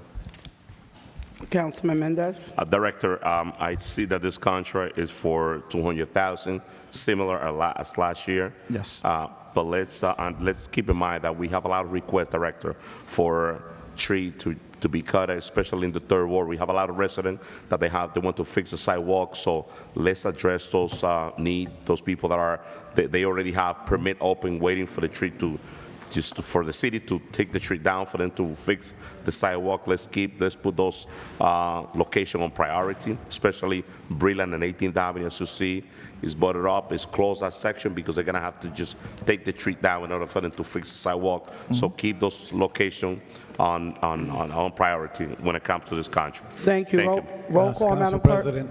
Councilman Velez. Director, I know we go to vote on this today, moving forward. Can you send me the scope of work that they have done already? Like, for example, the address and the places they already did last year, or the money? From prior year, you want the work that was? Yeah, was- before this contract, yeah. Okay. Yeah, like address, I want to make sure another tree didn't grow there. Thank you, Councilman. Roll call, Madam Clerk. Calling item number 70 for adoption. Councilwoman Cotton, Councilwoman Davila, Councilman Jackson. Yes. Thank you. Councilman Kalik? Yes. Councilman Mendez? Yes. Councilman Omar, Councilman Udine? Yes. Councilman Velez? Yes. Council President? I just want to put it back on the record. I've asked for the last 2 years, when you're going down Broadway, almost into Elmore Park, the trees are actually kissing each other across the highway. Please add that to the section. I've been asking for 2 years, and if we can't do it, I'm asking that we do a MOU with the county so that we can get that done. Madam Clerk, my vote is yes. Thank you. The votes are 6 in favor, 3 absent. Item number 70 is hereby adopted. Item 62, Madam Clerk. 62. Item number 62 is a resolution in support of bill to reduce New Jersey taxi insurance costs, sponsored by Councilman Alex Mendez. City Council, resolution number 25:525. So move. Moved by Councilman Mendez, second by Councilwoman Mims. Roll call, Madam Clerk. Discussion, Councilman Velez. Councilman Mendez, can you give me a highlight on this? Because I never saw, what's the bill at? Because it's only for taxi, the bill? What's the bill? Correct, Councilman. It's adding the taxi because what happened is at the state level on this item, what will happen at the state, limousine business always used to be 1.5 million.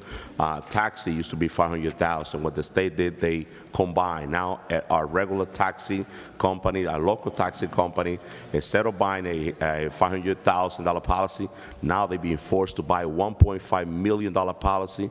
That pushing those local taxi company almost out of business, and it's definitely affect our community, our senior, our resident. They use those taxis to move around the city, and it's horrible. Some of them, they'll be out of business very soon if the state doesn't take this seriously. From $500,000 policy, they went up to $1.5 million across the state of New Jersey, specifically with taxi company. Something that was horrible. So, Councilman, there's a bill right now in Assembly on this? There's two bills. Two bills? There's two bills. I'm asking our council, this is in the resolution, it's clearly written. There are two bills, Assembly Bill 5911, Assembly Bill 4268. Yeah, I know. That's why I just noted it out. It's a good idea. It's a good thing to support. This Assembly is moving forward to help those people that works in taxi and all that. But I want to send a message too. I had to pay a higher insurance. Can they include the residents of Paterson, to lower the bill of the insurance? It would be good for the whole entire state.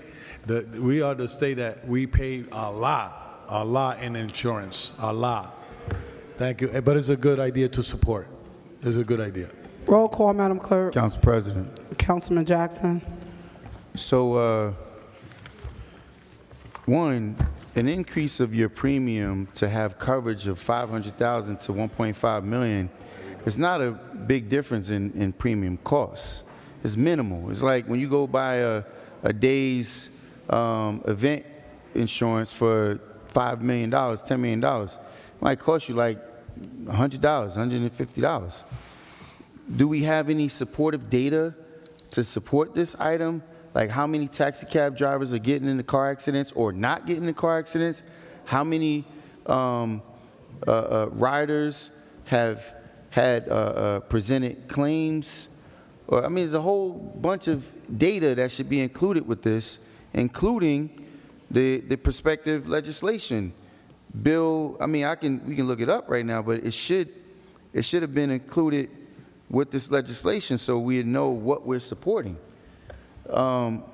Furthermore, I mean, I could just tell you, I'm looking for what's going on with our local taxi cab enforcement, because you got guys, a taxi cab driver, I took a picture of his car the other day, totally made a left turn from the right lane, threw the middle finger up at me, kept it moving. Like, what are we doing here? We're supporting something that really has no basis.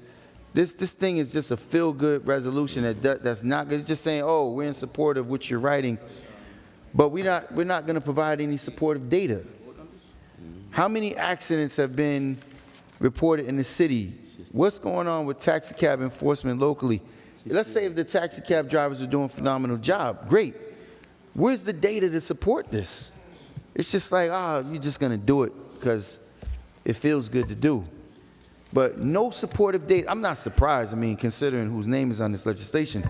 But where's the supportive data, Councilman Mendez, that says this is why we should support this?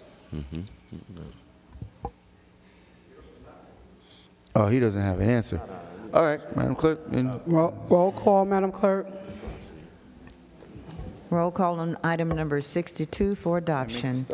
Councilwoman Cotton, Councilwoman Davila, Councilman Jackson. Oh, thank you, Madam Clerk. You would think right by now that everybody understands the question that I asked. It's not, oh, he's targeting him because he got curly hair, because he got hair. Councilman Jackson don't have hair no more. No, I asked the same questions. Where's the data? Where's the report? Where's the expenditures? How much is it costing us? Where's the benefit? If we're going to do something, there should be a benefit, not to council members, not so you could call those various taxi cab owners and say, hey, man, I wrote that legislation for you.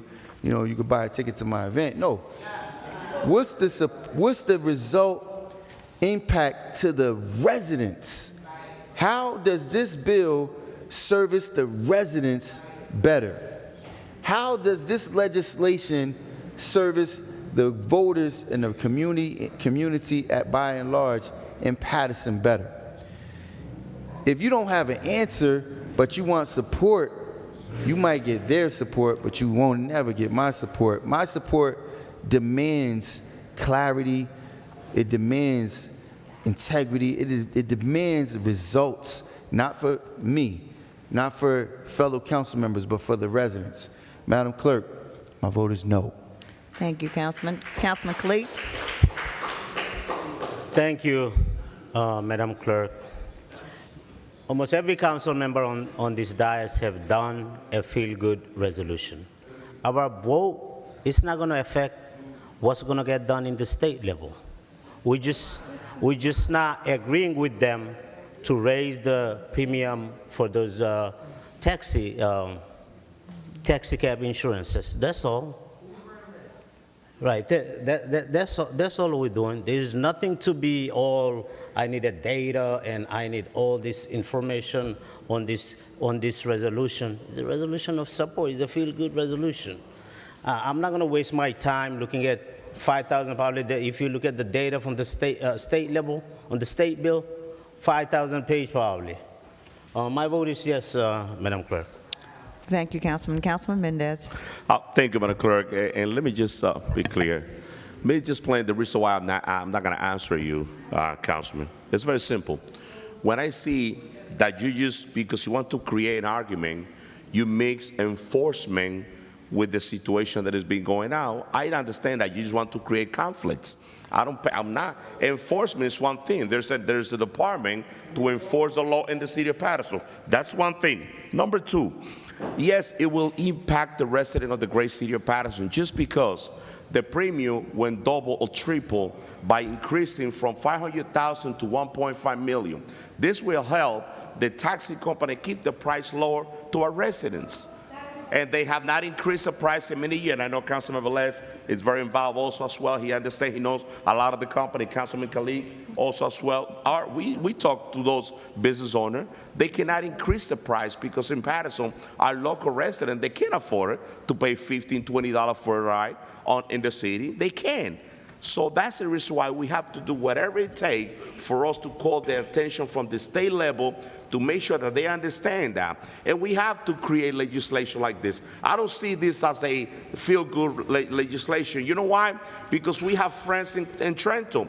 We have Senator Benji Wimberly. Very soon we're going to have Kenyatta Stewart. We have Assemblyman Ala de la Cis. They're living in Paterson. We see them every day. Why not creating legislation that could help them in Trenton? So that's what I'm doing with this. And when you see somebody voting against $1.8 million to have more books on the ground on our commercial corridor, when you see somebody voting against that, you clearly see that there's a problem, and all you want to see is conflict. That's the reason why I'm not voting, and I want to say thank you to those council colleagues that approved this legislation, and I'm not the only one to have a good relationship with our local elected officials at the state level.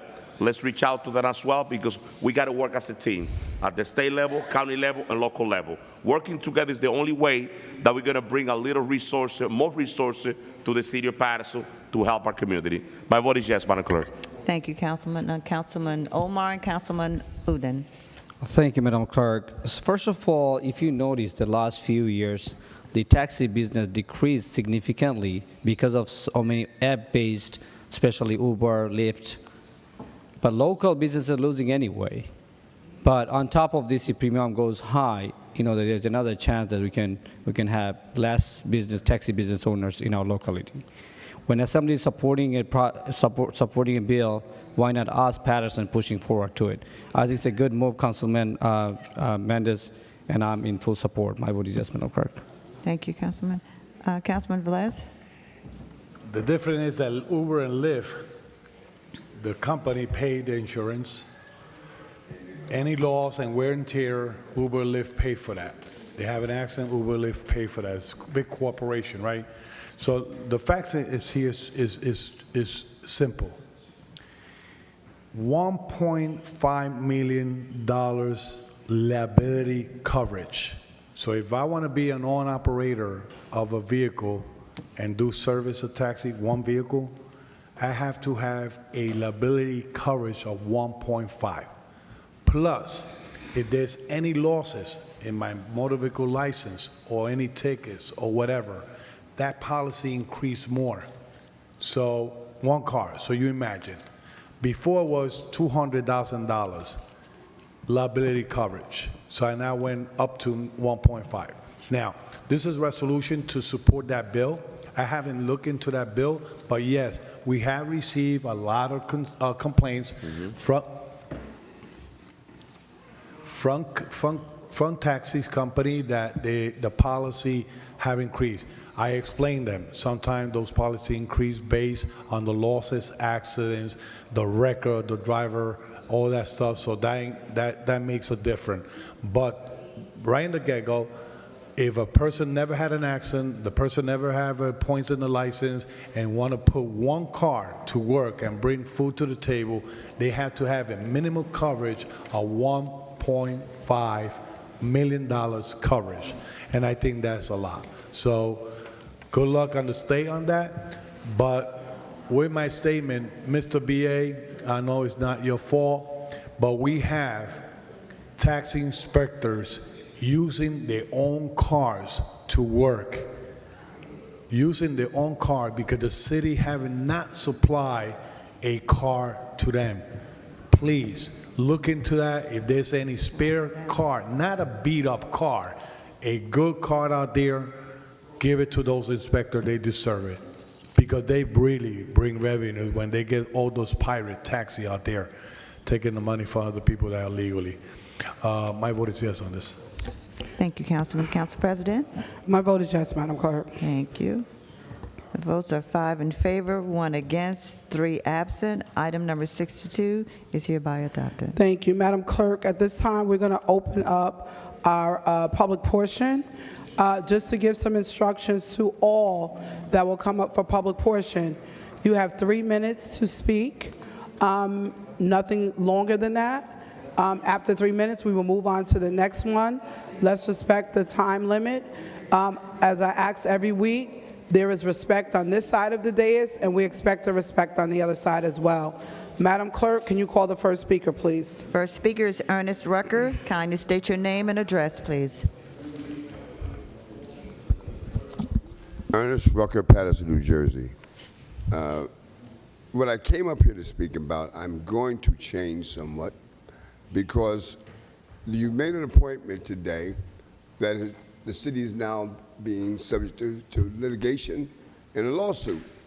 And I feel so bad for Mrs. Nance that you guys didn't think enough to make sure that you had all your eggs in your bucket and had things cleared up before you brought her into this mess. And this mess was created in 2020 by y'all. You cannot make a 4-year appointment, statutorily. DCA says it. Former judges say it. You made an appointment of 4 years. Then in 2024, which is, I heard the BS that y'all mentioned, you voted on what you heard the clerk read into the record. You heard it. So my point is, if you're going to be delinquent in your job duties, don't blame the commissioner leaving and don't bring a new commissioner in to suffer through the litigation and all of the political BS is going to go on. It's sad to sit here and see this constantly from this council. Sad. Everybody's clapping, everybody's agreeing, changing their stories, working this way. Don't you know we know what you're doing? What? You spend our money like it's water. And I got to give Jackson credit for this. You guys haven't been thinking about how you spent the money. You were in the same pictures with the mayor, and you gave him everything he wanted. And then you want to ignore the fact that you're not doing your due diligence. But I bet you're getting your $45,000 or $48,000 for a part-time job after you reduce the meetings by 2. and you should reduce your pay by half. You're giving us half the work, we should give you half the pay. The litigation that has come through Corporation Counsel's desk today should have been brought up here before you voted on anything. Because now you're putting the city in another difficulty, another lawsuit. We get sued so much, it's like taking candy from a baby. I'm tired. I stopped coming to this BS. To sit here all day long. Now I got my grandson killing me, driving me nuts, and y'all are talking like you got all night. And the public is trying to get up here and speak. Last but not least, you know something? I love when people, in closing, I love when people talk about their other appointees like they were no good, but you put them there. So it's obvious they were good enough then. What happened when they stopped being good enough? Because they did their job. Thank you, Mr. Rucker. Next speaker, Madam Clerk. Yes, next speaker is Lorraine Collins. Please state your name and address. They left, Madam Lorraine, Clerk. okay. They left, Madam Clerk. Okay. The next speaker is Mrs. Maribel Peralta. She's not here? Okay. Next, is she here? The next speaker is Lauren Francis Nance.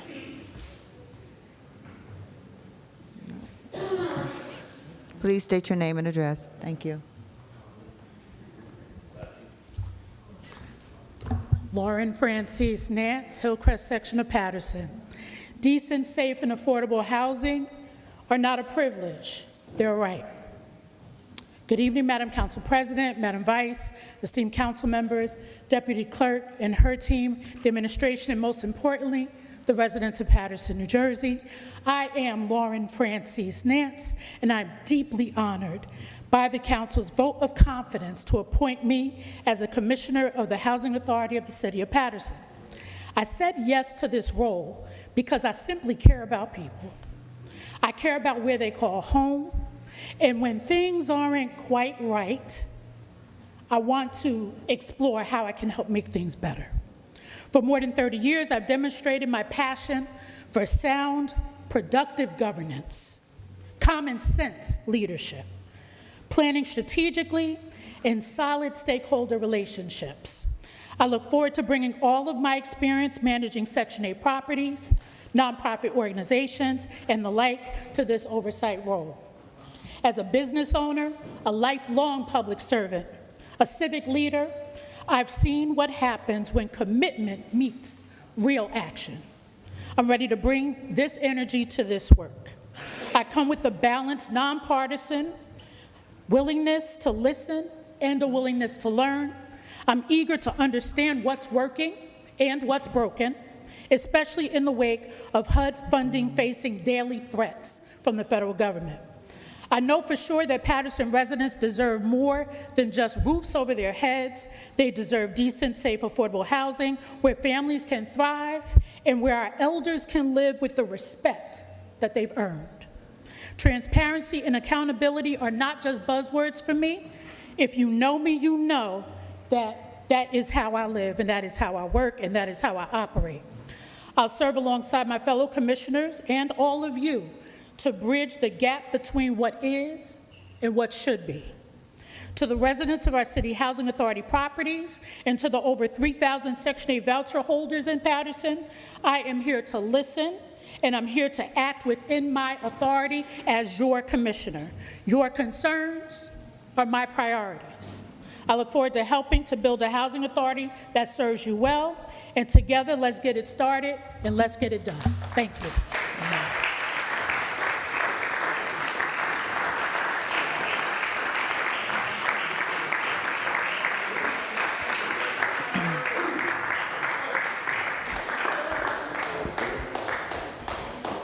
You're going to serve well. Next speaker, Madam Clerk. The next speaker is Kimmy Freeman. State your name and address, please.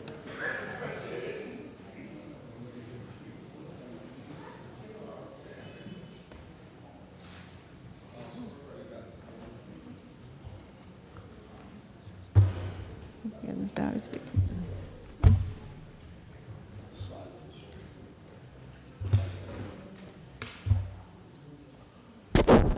Kimmy Freeman, Third Ward. About 3 weeks ago, a car that was stolen was speeding down where I live at. I've been talking about speeding now for 10 years, more than that, 15 years. A cop car hit the car, right? I hit members of the meeting. This is the debris that came from the car that was hit. Now, I've been talking about speeding for a long, long time. A couple months ago, the last snow we had a 61, 62-year-old man who was killed by a speeding car. So I'm asking, last meeting I said, you had 28 moving violations in the monthly report for the police. Does anybody in this room believe we've only had 28 moving violations? I'm just saying, you got that on 18th Ave. Gentlemen, ladies and gentlemen, we got to do our jobs. Last time I was here, I got 3 tickets for throwing a toilet in the front of the driveway of DPW. I got to go to court for that because I've asked them for 6 weeks to remove the toilet on our block, but I'll reiterate this again, and McCoy knows this. There's only 6 houses on our block. We pay $80,000 in property taxes. $80,000. Now, DPW is only 2 blocks away from my house. Somebody explain to me why they just didn't come over and get the toilet. Somebody explain to me. That means you're not doing your job. And I'm paying $14,400 a year for taxes. That's why I'm running for council at large.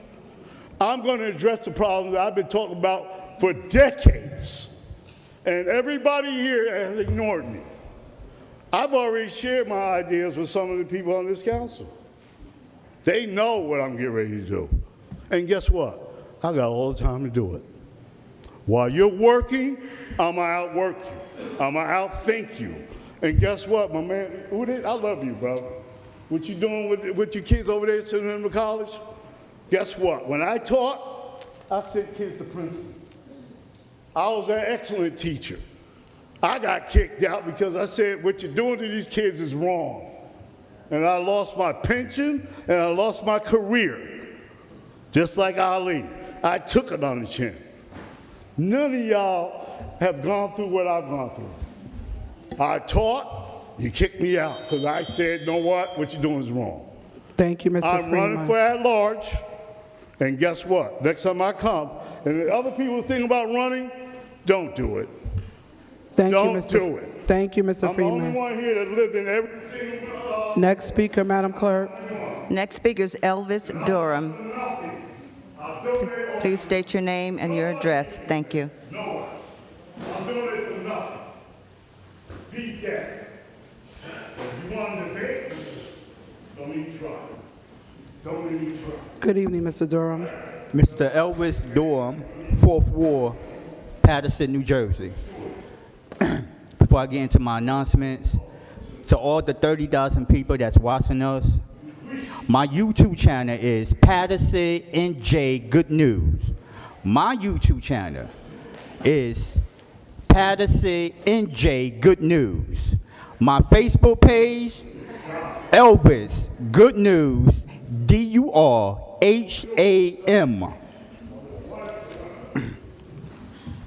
Elvis Durham Outreach Music Productions presents Gospel Mania, Sunday, November 23rd, 2025. It's a free will donation. The concert starts at 4:00 p.m. at New Generation Kingdom of Power Ministry, 170 North Main Street, Paterson, New Jersey. Pastor Thomas Purry is the pastor. It's going to be so many great gospel artists that's going to be in the building. Also,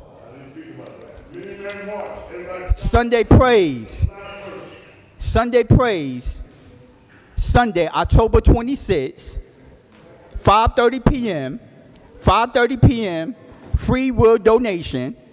It's going to be at Bedford AME Church, 2-4 Auburn Street, 2-4 AUBURN Street, Paterson, New Jersey. Pastor Reverend Marvin Wilson, Assistant Pastor Marie. For more information for these both events, you could contact me at 862-823-3895. God bless you. Good night. About to go home and eat. Thank you, Mr. Durham. Next speaker, Madam Clerk. The next speaker is Alex Mendez Jr. Please state your name and address.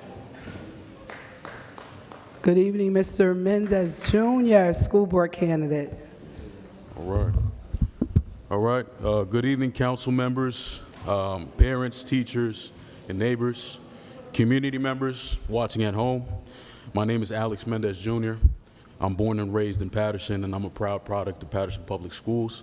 And I'm here to announce my run for the Paterson Board of Education as commissioner. I will be 2E on the ballot. I grew up in the city. I walked the same hallways our kids walk today. I sat in crowded classrooms in schools with deteriorating infrastructure and with teachers who often had to reach into their own pockets in order to buy classroom essentials. And so during my years in high school, I lost 2 friends due to gun violence and 2 more to suicide. That pain never left me, and that's one of the biggest reasons I'm standing here today. No young person in Paterson should feel unsafe or unseen. I'm running for commissioner of the Paterson Board of Education, once again 2E on the ballot, because many of the same problems I experienced as a student are still here, and they still remain. Our test scores remain low, not because of our students' lack of talent, but because of our school's lack of support. We have families who can't fully engage because they don't speak English fluently. Paterson, we are a city of 160,000 people. We house 52 different ethnicities and a number of different languages. And nearly 44% of Paterson residents are born outside of the U.S. And so we need adequate ESL programs to accommodate for our students. We have students with IEPs, students with special needs, who are falling through the cracks, not because teachers don't care, but because they're overwhelmed and under-resourced. So if elected, I will fight to strengthen the ESL programs. I will ensure that students with IEPs get the staff necessary and the support necessary to thrive within our school system. I'll bring accountability to the Board of Education. And at the heart of it all, my mission is simple. I want to become the leader that I once needed whilst going through the very school system that I now seek to serve. So with that, Paterson, thank you so much. I bid you adieu. 2E on the ballot. Mendez Jr. Thank you. Thank you, Mr. Mendez Jr. Next speaker, Madam Clerk. Yes, the next speaker is Dorothy Martin. Please state your name and address. She left, Madam Clerk. Okay. Next speaker. Next speaker is Eddie Olivares. Please state your name and address. Eddie Olivares, Paterson, New Jersey. Good evening, all. Last week, I spoke briefly about the reasons as to why we should support Councilman Jackson for the next mayor of this town. I mentioned that he's the only one that has proposed buying our own trucks to pick up our own garbage. He's talked about buying equipment to fix our streets, which I think are very good ideas. Tonight, I want to tell you guys why it is that you should support me for one of the seats that will be up for grabs in May of 2025.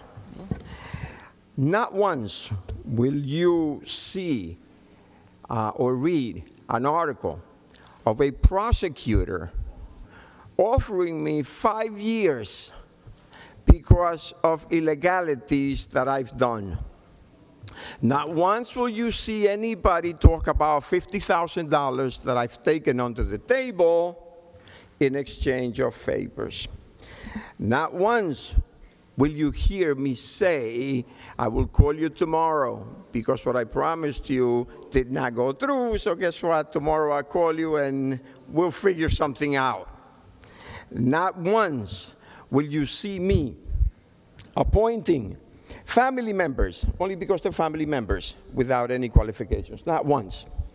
And I want to close with this. I went into the bathroom, and this gentleman here to my left, he followed me into the bathroom. And in a very intimidating attitude, he introduced himself as Marisa Stabila's husband. I don't know who he is. I don't even know Marisa Stabila's sister. I don't know them. But anyway, his complaint is that I said some things about his wife. People of Paterson, Ms. Nance, I hope, I pray that you do everything that we expect you to do so that we can praise you and you can improve the city of Paterson. The city of Paterson is in the hands of friends and relatives, of people that are in this council. That's why the city is in the situation that it is in. His wife, working for the public health department. The public health department is in the hands of Joel Ramirez. People of Paterson, there's nothing, I'm sure he knows how to do a lot of things, but running the public health department is not one of them. And so, I am telling you,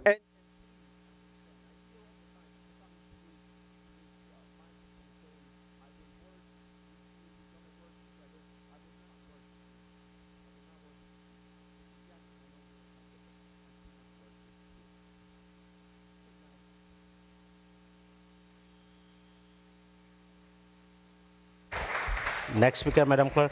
The next speaker is Dr. Fields. Kindly state your name and your address, please. Thank you. My pen. Good evening. It's on. Check right there, see if it's on. No.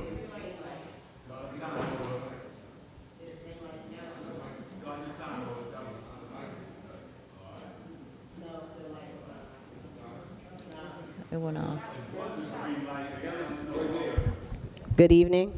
All right. Hold on. They started my time already. Could you restart that? I did restart. I just restarted it. I didn't even start yet. When you said good evening, I started it. It's still going, and I haven't even. Well, when you Thank you. When you state your name, that's when I started. I'm sorry. It's okay. Go ahead. Go ahead. Dr. Fields, let's be clear. We are living in a day and a time where our First Amendment rights are being challenged so intensely that exercising free speech now feels like we're always walking on eggshells. A time when truth has become so risky that silence feels safer than honesty, where getting ahead means greasing palms and protecting fake friendships. Be that as it may, we still have those who will stand in the gap like myself for integrity and justice, no matter what or who it is. Tonight, I want to talk about the misuse of authority as it pertains to a particular judge in Paterson. Imagine my surprise when the victim made me aware of her fear and trauma, and then coming to a disturbing realization after listening to the recording that I know this person. This person is like family, but family is not exempt tonight from obeying the law. In fact, just in case you didn't know, your robe is not a costume for tyranny, Judge Blakely, and the bench is not a bully pulpit to simulate judiciary elitism. Somehow, you've mistaken your judicial power for a personal weapon, and you've taken what should be a sacred seat of fairness and turned it into a stage to insulate your ego, spewing out nothing more than distasteful decorum that reflects a lack of professionalism. I'm appalled by what I heard because you didn't just overstep, you stumped and trampled on the very principles you swore to uphold. To willfully misuse your authority to silence a victim from exercising her First Amendment right, this is not only unethical, it's an embarrassment to the robe you wear. And this sacred institution you represent, or in your case, misrepresent, prior to tonight's meeting, I was met with more instances where you have practiced this kind of unlawful behavior on many other occasions in the form of misusing your power. The courtroom has always been intended to be a place meant for truth. As a black judge, you have turned turned it into your own personal theater of intimidation. Your performance has been nothing more than a masterclass of judicial misconduct. The role of a judge is to preserve justice, not to persecute it, and certainly not to bully those who dare to speak the truth in your presence at a city council meeting or during a public portion. You called this lady a heifer. At this point, the question isn't whether you need a reprimand, it's whether you deserve to remain on the bench at all. Perhaps a suspension will humble your tone, or maybe disbarment will finally restore some credibility to the title you've tarnished. Sadly, when a judge uses her robe as a shield for bullying, her bench as a platform to silence the First Amendment, it calls her to question not only her judgment, but her fitness and competency to wear the robe at all. Because we have to remember that power misused is shameful and disgraceful, but power left unchecked is dangerous. And while you may have tried to silence one voice, understand this: the First Amendment right does not cower under your gavel. It grows louder. The people are watching, and real justice will speak for itself. Course correct and do better, because these people will hold you accountable. Thank Good night. you, Ms. Phil. Next speaker, Madam Clerk. Yes. The next speaker is Ilia Villanueva. Please state your name and address. Thank you.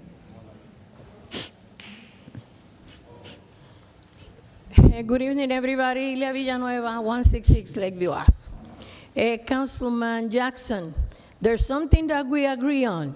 We push and elect, and we're going to elect two people that are really represent this community, which is our Senator Benjamin Wimberly and the unique and only fighter, Stewart, which I still working and supporting. And here is my campaign committee, my campaign manager, and they are also Goñata Stewart supporters. When I came here and I tried to be appointed to the Sixth Ward chair, it was saying that the Arabic community weren't a representative. And they voted like Mr. Udin based on that. But now I wanted to tell you that the demographics of the Sixth Ward, as I always been saying, is compared by Hispanics as a predominant population, meaning around 70%. Also, the Arab community among the notable minorities in the community, primarily of Yemeni and Palestinian descent, is visible, steady growing. However, the presence and contribution to the community, they still represent a smaller demographic compared to the Hispanic majority, around 6%. The Americans and African American residents comprise segment of the population for about 15% of the residents. Now, when you look at the demographics of South Paterson, particularly around Main Street, Crooks, and Getty Avenue, continue to be one of the most active zones for new special business approval, largely driven by the city urban enterprise zone and redevelopment incentive managed by the Paterson Restoration Corporation. The most recent documentation from the PRC indicates that this area benefits from multiple business relocation and improvement loans under the City 2025 funding cycle, primarily food service, retail, and small professional offices. 21st Avenue corridor, which extends through Eastside, People's Park, and remain heavily commercial, but have fewer approvals in 25. City planning agendas for September and October show mostly renovation and signage application rather than full new business licenses. The planning board October and September agendas reflect one retail business, 3 signages approval along 21st Avenue, versus multiple site approvals is applied for new establishments tied to mixed use. That means that there is a disparity between the 21st Ave and South Paterson when it comes to funding from the Paterson Restoration Corporation. Thank you, Ms. Villanueva. Next speaker, Madam Clerk. Next speaker is A. Roberson. Ms. Roberson, Ms. Annette Roberson. Yes, kindly state your name and address, please. Thank you.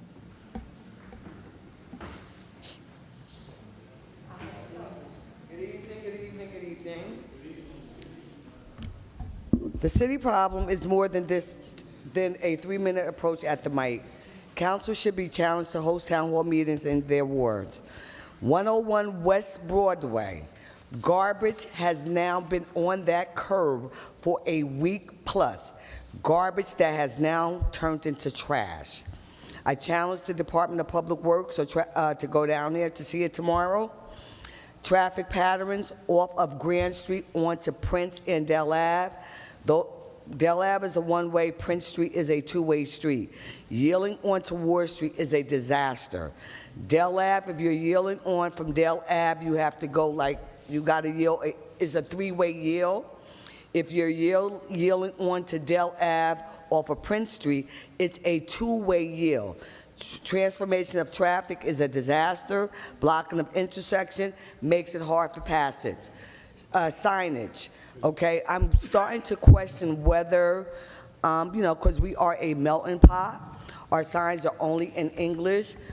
I'm questioning whether the signs are readable to our ethnicity that surrounds our community.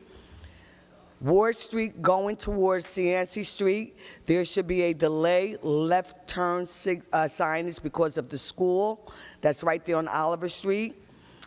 Past reported issues that I reported to the council, the traffic light on West Broadway right before Checkers, the tree blocks the view of the light, and the focus could be the light at West Broadway and Belmont. The Main Street in Van Houten Street, the red light, the yellow light is still out. That was reported way back in the summer. Sewer. But my question about the sewer, when and how often are the sewers cleaned? Street cleaning, that was addressed. I spoke to Bill tonight.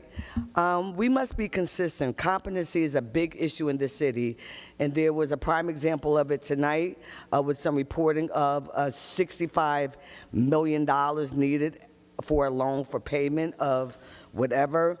It pains me as a resident of the city that we still have not gotten it right, and we still need to get it right. River Street, Mr. Mendez made a concern about a site person being on the site of River Street. My question, is that now, or is that prior to the signage that went up when the construction was supposed to start a year ago in September?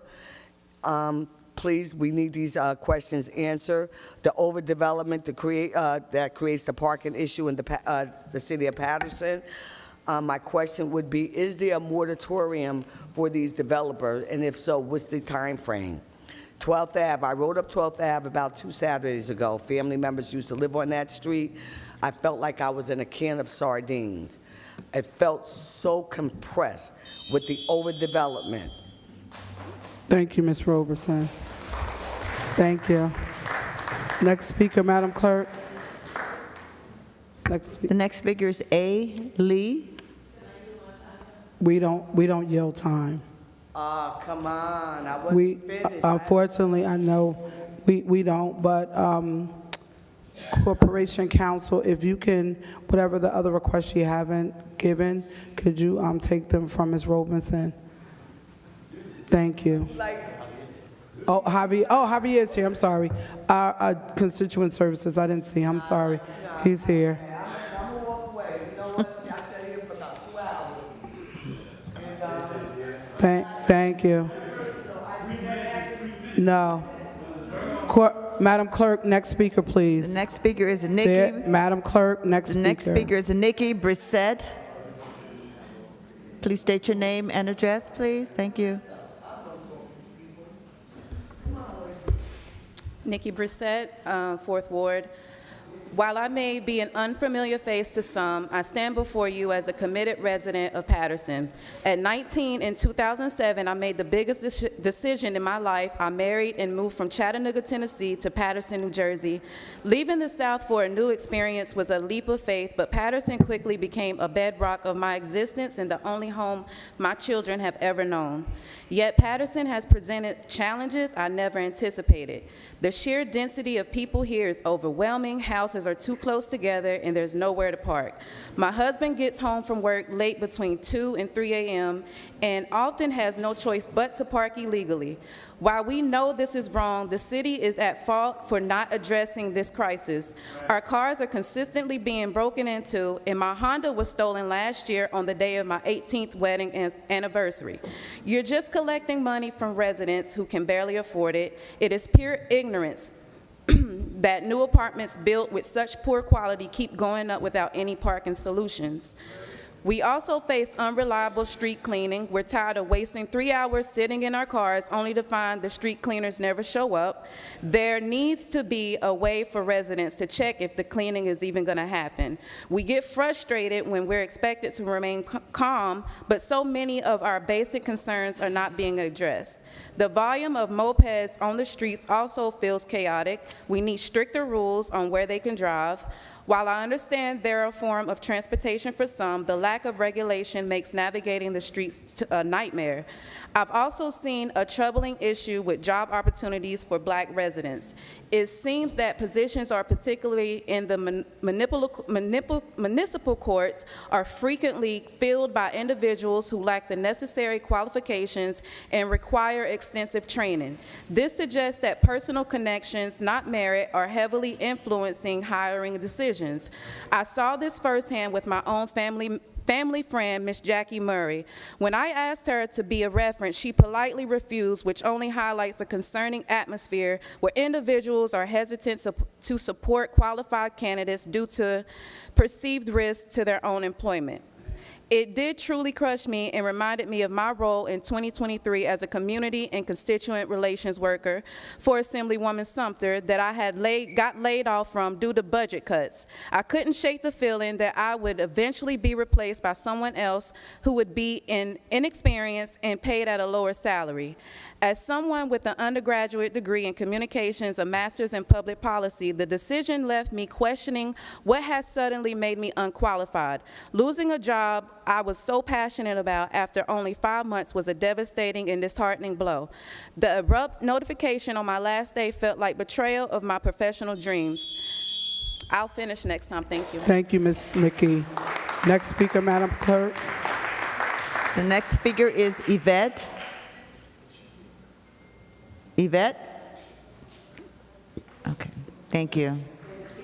Please state your name and address.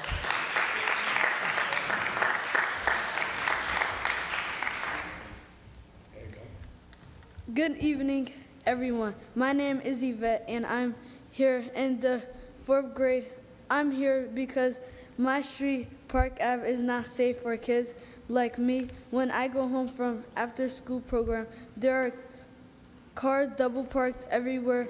People play very loud music, and near the train tracks, there are people hanging around and doing bad things. It makes me feel unsafe to walk home. Kids should not have to see that or feel that way. Thank you so much. Next speaker, Madam Clerk.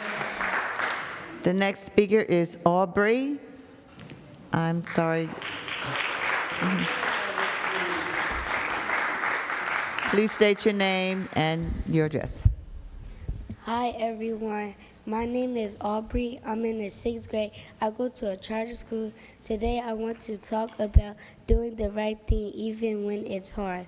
First, drugs. They might seem cool or like a way to escape, but they ruin lives. They hurt your body, your mind, and your future. Staying away from drugs is one of the best choices you can make. Next, violence. People are hurting or even killing each other for no reason.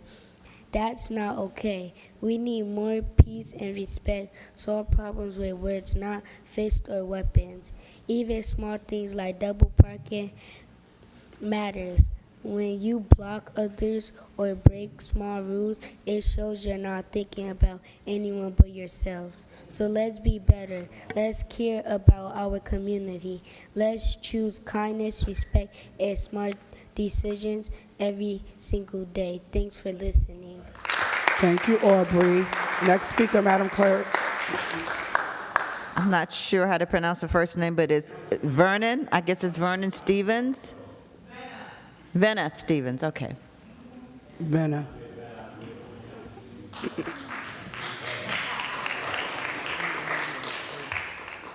Please state your name and address. Thank you. Hi, my name is Benna. I go to school 10. I'm in school 30. I'm here to say how all of you are doing drugs and all of that, and people are doing inappropriate things, and kids are getting exposed to things they're not supposed to.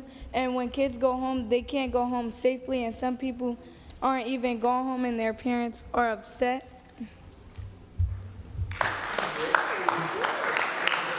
Thank you. Next speaker, Madam Clerk. Yes, next speaker is Victoria Mora.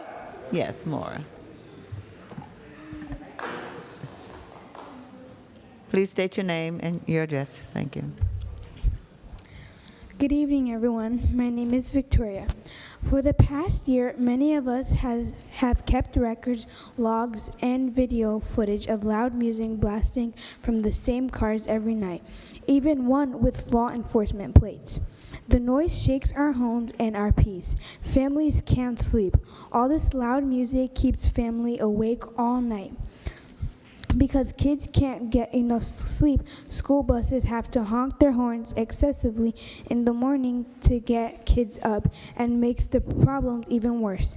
Experts like the EPA and Sleep Foundation say that constant noise causes stress, heart problems, and hurts how children learn and remember things.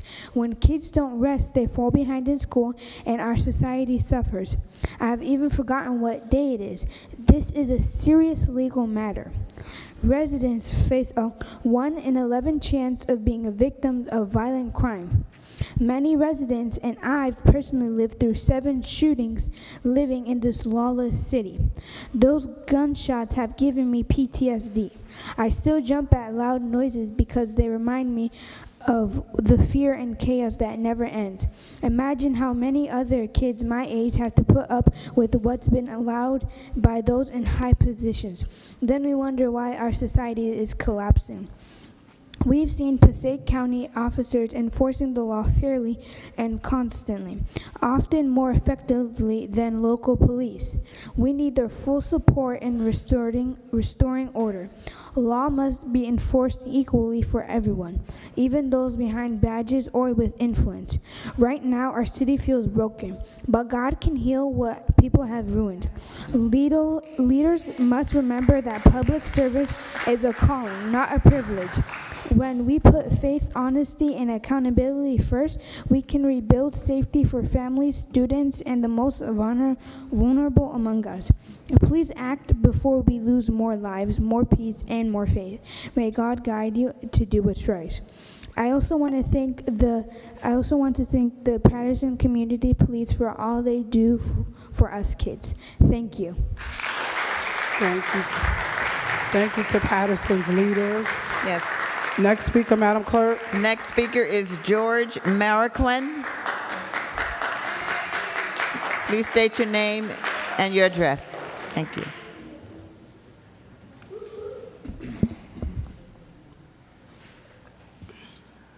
Good afternoon, residents of Paterson and the remaining council people. I see that not everybody has the same amount of respect for us, but here tonight I am the founding member of the Guatemalan Association of Paterson, the new Guatemalan Association of Paterson.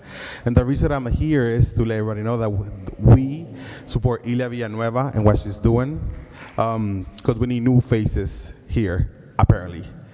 Right? I have witnessed the challenges that Paterson has faced, and today we more than ever need new leaders who are truly committed to change. That is why we support Ilia Villanueva as a leader who has proven her dedication with concrete actions, including her work for the welfare of our pets and our elderly. The Guatemalan community stands firmly behind Ilia Villanueva, and we will not let our voices be ignored. With her in the council, we will move forward with determination towards a brighter future for everyone. It is my honor to introduce Ilia, but she went before me. as the new leader of the 6th Ward. Thank you very much, everybody. Thank you so much. Next speaker, Madam Clerk. Yes, next speaker is Brianna Villanueva. Please state your name and address. Good evening. My name is Brianna Villanueva, and I reside at the Lakeview Paterson residence. I'm 19 years old, and I've been a resident in the 6th Ward my entire life. I have stayed to the margin of politics given the fact that my mom was heavily involved while I was growing up. I always maintained distance from involving myself. It was not until I personally, formally met Mr. Kenyatta Stewart, and I saw great potential in him as a candidate to the Assembly of the 35th District and a leader in the community.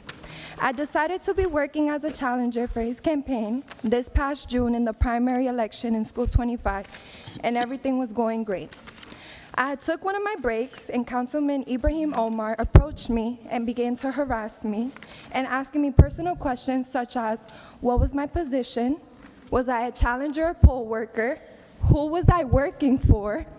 He insisted demanding answers as I was leaving school grounds. As he noticed throughout the day, I was obviously working for the primary election. He continued to approach me on a second time when I was heading outside and asked me the same questions in a more aggressive tone, getting way too close to my personal space, and I got frustrated and stated I have nothing to speak about with him, and it is none of his business that I was a spectator.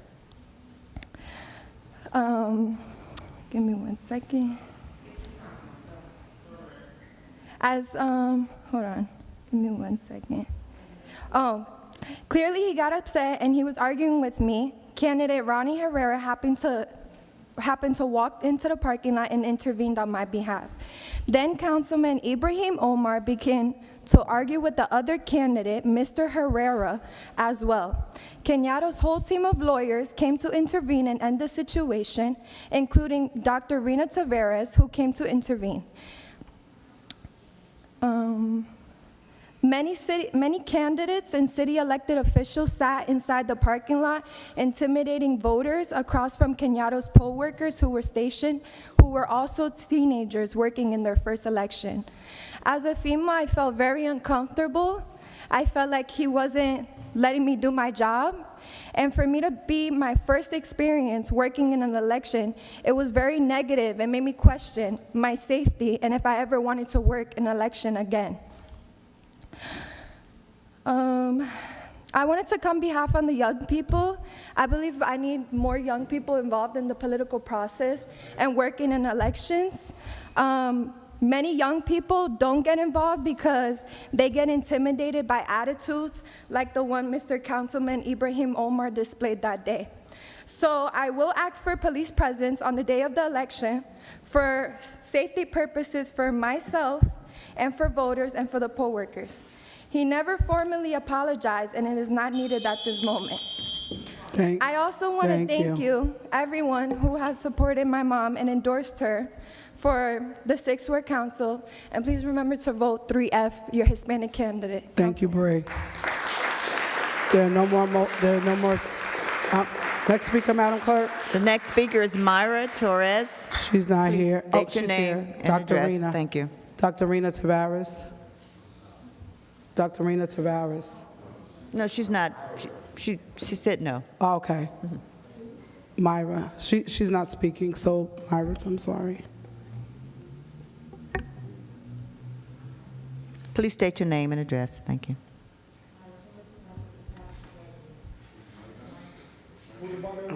Okay. I just want to say good evening, Madam President, council members, administration, and Madam Clerk, and all those here, and the City of Paterson. I don't come here and I don't stand before you with a contentious spirit. I'm a fighter. My mother taught me very well, Christian foundation, since I was 10. I've been knocked down and I've stood up.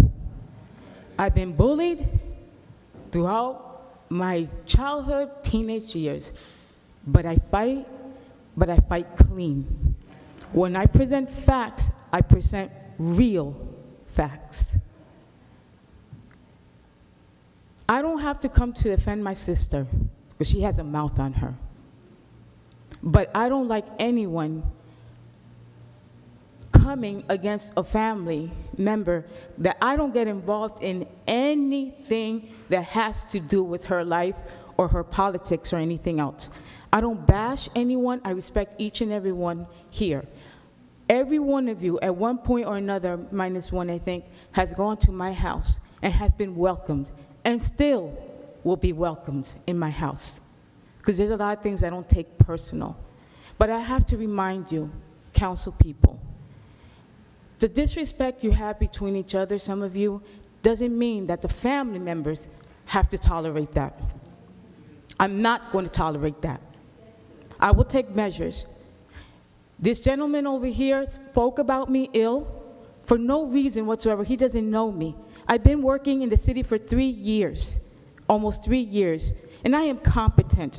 I've done my training, and I've done my certifications. No one goes into a new job knowing everything. I was a commissioner also for rent leveling and zoning board of adjustment.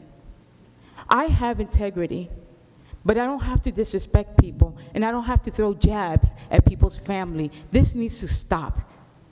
This needs to stop. He's an employee like me, but yet I'm not going after him. But don't come after me. I don't tolerate that.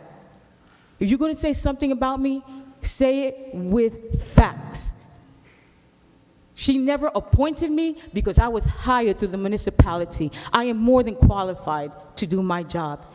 And I feel disrespected as a woman, as a Latina, and as a Paterson employee and resident. I've been here all my life. You want people of Paterson to work, but this is the way you attack them for no reason whatsoever. And this was not my intention. That's my message, and I dropped the mic. Oh, you're clueless. You got no clue. You got no clue of what you're talking about. Thank you, Myra. Next speaker, Madam Clerk. Yes, next speaker is William Bill McCoy. Kindly state your name and address. Bill McCoy, five-time council president, five-time councilman of the 3rd Ward. And I'm here today with 3 items that I'm going to try to get through rather quickly. Firstly is to say that the Bill McCoy Foundation is having its 20th Toys for Kids on December 4th at the Brownstone. We've been doing that for over 24 years, but this is our 20th event. Secondly, I'd like to say that we've seen the news report of the charges against our councilman for the 2020 voter fraud case. And one thing I'd like to point out and to say as a voter, that we don't accept thievery, robbery, lying, and stealing as if that's normal in the city of Paterson. That was the most absurd defense I've ever heard of an attorney given for his client as to why he should have leniency, that everybody else was doing voter fraud, and he only stole 800 ballots, and he should be let go. I hope he takes the 5-year sentence plea agreement, because he may be serving 10 or 15 if he doesn't. You're a crooked guy. You've never won an election. You've stole a few elections, and now you'll be paying the penalty for that. Let me quickly go to the most important item. Item number 66 on the ballot, the corrective action plan for the audit report. Many of you know that I've worked in the area of auditing. I think I'm probably the only person in this room that have written corrective action plans. I was able to get a copy of the plan, and Mr. CFO, I'll make myself available for you if you would like some coaching on how to write a corrective action plan. This one is wholly unacceptable, and I hope that the council do not approve this plan today, but give the CFO an opportunity to correct it and to make sure that it has the details in it. It doesn't have what you will do, it doesn't have when you will do it, and it doesn't have who will do it. and it doesn't have any timely processes at all. This plan says something is going to be done in 2025, it's going to be done in 2027. I don't have enough time, obviously, Madam Clerk, Madam President, to go through that, but I will offer you the opportunity to sit with you and go through the plan to show you the inadequacy of this plan. This, I must remind you, are repeated findings that were not corrected from the last audit. And I believe that the responses that were given tonight were the same that were given then. We're short-staffed, but we're going to hire some people to get the job done. Well, the job has not been done, and we're given the same answers again tonight. I think that the council ought to save this for the next workshop, and less than, I'm not at a $300 rate, but I'll do it for free to guide you in how to develop a corrective plan to ensure that the problem gets fixed. Thank you. Good night. Next speaker, Madam Clerk. Yes, the next speaker is Joel Keats Jr. Please state your name and address. Thank you.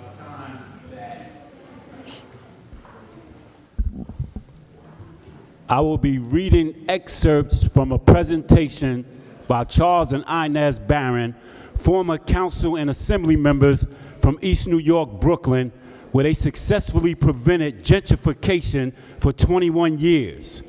Charles Barron said, gentrification is a housing policy of the colonial capitalist system, and in cities and states across the country, it is running rampant. And guess what? It's running rampant where black faces are in high places with political seats. You can't blame white folks because black politicians are doing it. When we came into office 21 years ago, it was almost 90% black and Latino. 21 years later, as we leave the city council and the state assembly, it is still 90% black and Latino. How do we do that? How do we stop gentrification? The first thing that you want to do to stop gentrification is determine who has the power to gentrify your neighborhood. When we saw it was the New York City Council, 60% of the city council is black, Latino, and Asian. Whites are the minority. The city council passes the budget, not the mayor. The mayor presents it, but the council has that power. The city council has the power over land use. It is the city council that determines what's going to be built on city-owned land. And even if it's privately owned, developers have to come to the city council. In the city council, in addition to passing all the laws, the mayor can't even pass a law. The mayor has to get a city council member to sponsor a bill that he or she wants to become a law. Then there's a thing called council member deference. The council member has the power to make or break any developer's project. It could be a billionaire developer. It doesn't matter. So gentrification can be stopped if you have the right, radical, strong, independent elected officials in the city council. The other thing is the AMI, the area median income. You gentrify black neighborhoods by letting someone else define affordability. We must define affordability for ourselves. Area median income means those who are making a certain amount of money, 50% below and 50% above the halfway mark. Charles Barron told a story about a meeting he had with a developer who claimed he wanted to build affordable housing but had planned to gentrify Charles's community. Once Charles recognized the deception, he said, quote, I then asked him, what is my neighborhood AMI? This is critical. He didn't know. He said, well, I don't know East New York's neighborhood AMI, my district of East New York. I said, this meeting is terminated. You come into my community, sit with an intelligent man, and say something stupid like that, you're going to bring in affordability in my neighborhood, and you don't know the area median income of my neighborhood, unquote. The area median income in his neighborhood is $36,000 for a family of 3. If you can't accommodate that, you can't build there. That's how you stop gentrification. Thank you. Next speaker, Madam Clerk. Next speaker is Keith Watson. Please state your name and address. Thank you. It's right there. Good evening, Council. Keith Watson, 3. What happened? Oh, man. Is your mic on, Mr. Watson? That's what I was trying. No, it's on this side. It's on over there. All right, Keith Watson, Paterson, New Jersey. Got it started all over there? All right. Well, anyway, it's short. I know after July, it's flickering. Batteries, Mike did something to it. Mr. Watson, just speaking to the mic. The mic is on. Okay, that's my classmate. Anyway, good evening, good night, council. I know I had left for a while because circumstances, but congratulations, Madam Clerk, Madam President. Okay, I didn't get to congratulate you. I know you're capable, you're able, and you are ready on day one to do the people's business. So congratulations. And there's a void, there's an emptiness not seeing Jacqueline, Madam Clerk, here because I know how passionate and how fiercely devoted she was to her job. But, you know, she had to check out in the way God wanted to. But I just want to say to the council that is here, you're doing well. You're doing a fantastic job. And the reason why I say that, because when I'm on the street and I'm hearing former council people is saying how bad this council is and ridicule and saying all type of negative stuff about, you know, and I look back and I'm like, what did they do so special back then?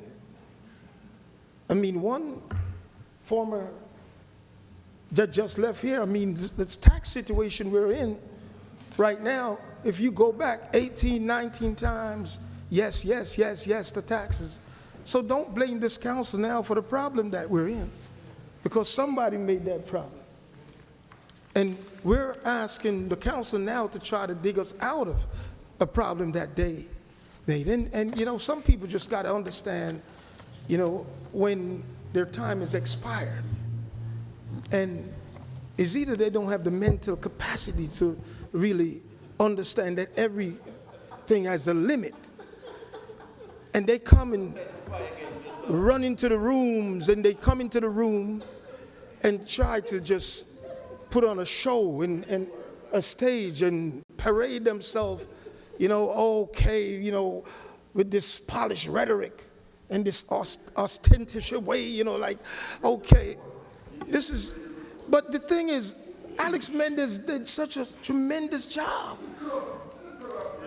And no speaking from the public. No speaking from the public. And within 3 years, the streets and the parks and everything is in good shape. And you know what? My friend over there, you know, Mike, you know, you should hear some of the negative things that these people talk about you behind your back. So hypocritical. They come here and they smile in front of the council and then want to tell the council, oh, I could do a better job than you're doing and I'll do it for free. Why don't you give some of those Jamaican people that the boot free for $1,200? Thank you, Mr. Watson. Thank you so much. There's no more speakers. Can I have a motion? There's no more speakers. Can I have a motion? Move to close by Councilman Velez, second by Councilman Khalid. Second by Councilman Khalid. Roll call, Madam Clerk. Council President. Roll call, Mr. Madam Mejia, Clerk. Mr. Mejia had his hand up to speak. No, he was not here. Roll call, Madam Clerk. He Roll just got call here to close the public portion. Councilwoman Cotton. Councilwoman Davila, Councilman Jackson. So, I'm sorry. Before I close, I want to take a quick moment just to acknowledge our young people this evening.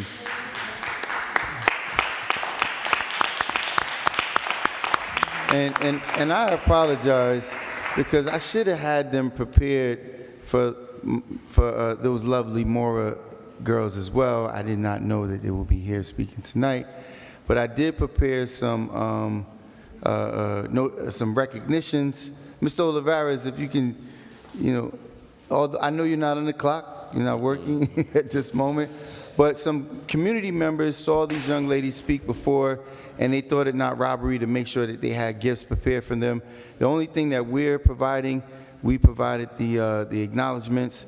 But young ladies, if you guys don't mind, you come to the Aubrey, come to the front, and I promise you, I assure you, all of them.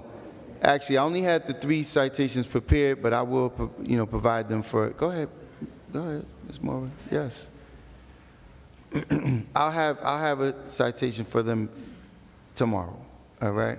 But I do appreciate you girls having the courage to be able to come forward. That's why I need you up there, because nobody shows more courage than this young lady right here. She's always willing to come before the council, speak her mind, and speak her truth, and hold people here accountable. So let's give these young ladies a round of applause, please. And just give it to them, because you're not going to be able to speak, Eddie. Just give the side. You're not going to be able to do that. Just hand that to them, please. So, ladies, I really appreciate you guys for standing forward and being courageous and giving a great example of what young leadership looks like. So thank you. No, Eddie, I'm sorry. Eddie, I apologize. You cannot Okay. speak, Mr. Olivares. All right, Eddie. We're in roll call. Next Thank time, you next so time. much. No, just give it to them, please. We'll.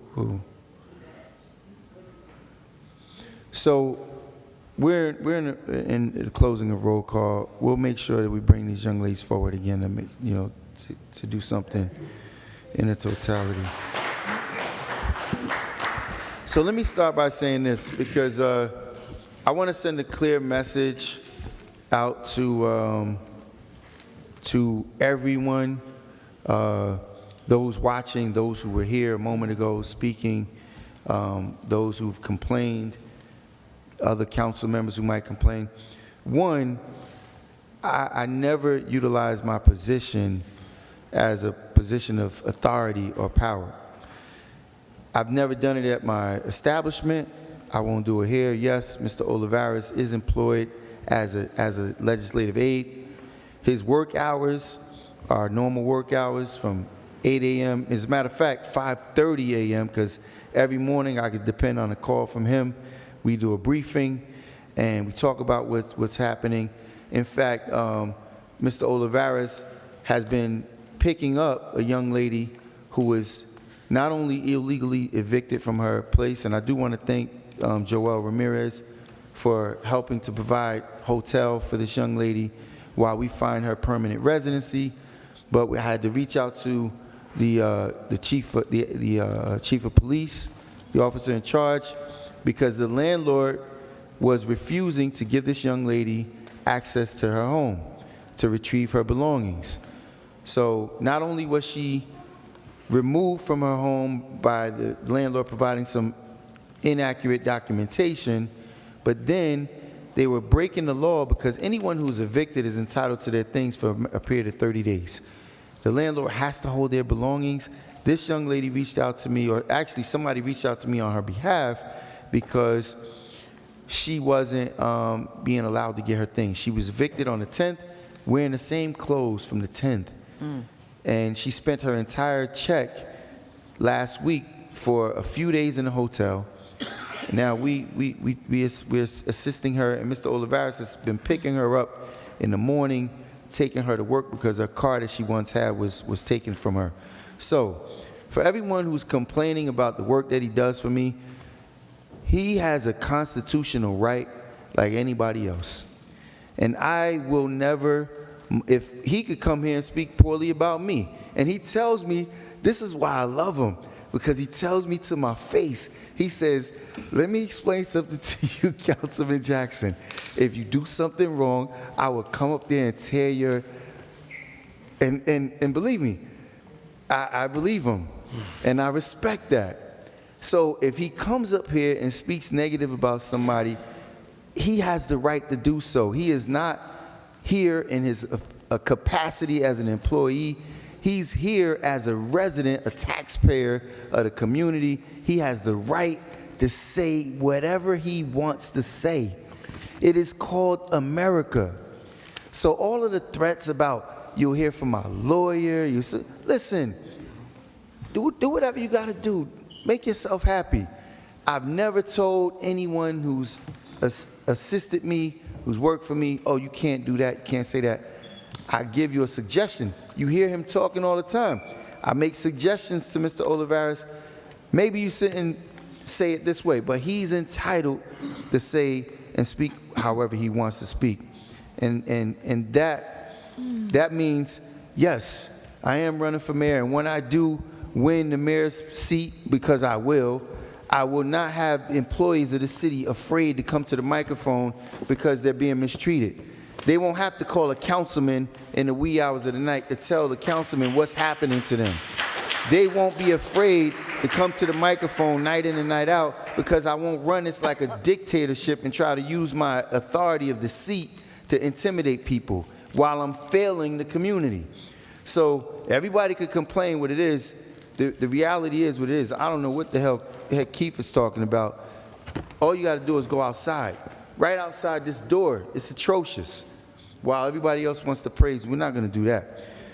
While this young lady was callously evicted, right, back on the appointment for the Housing Authority. Right now, the Housing Authority is holding hostage. Ms. Carla T, you're going to be interested in this. 2,000 Section 8 vouchers. 2,000 Section 8 vouchers they won't release because they're saying they're holding them for an emergency. If right now is an emergency, wait till another month when all these benefits are being cut. You're going to have evictions at such an alarming rate. And then the Paterson Housing Authority is holding back over 2,000 vouchers. So let that sit in.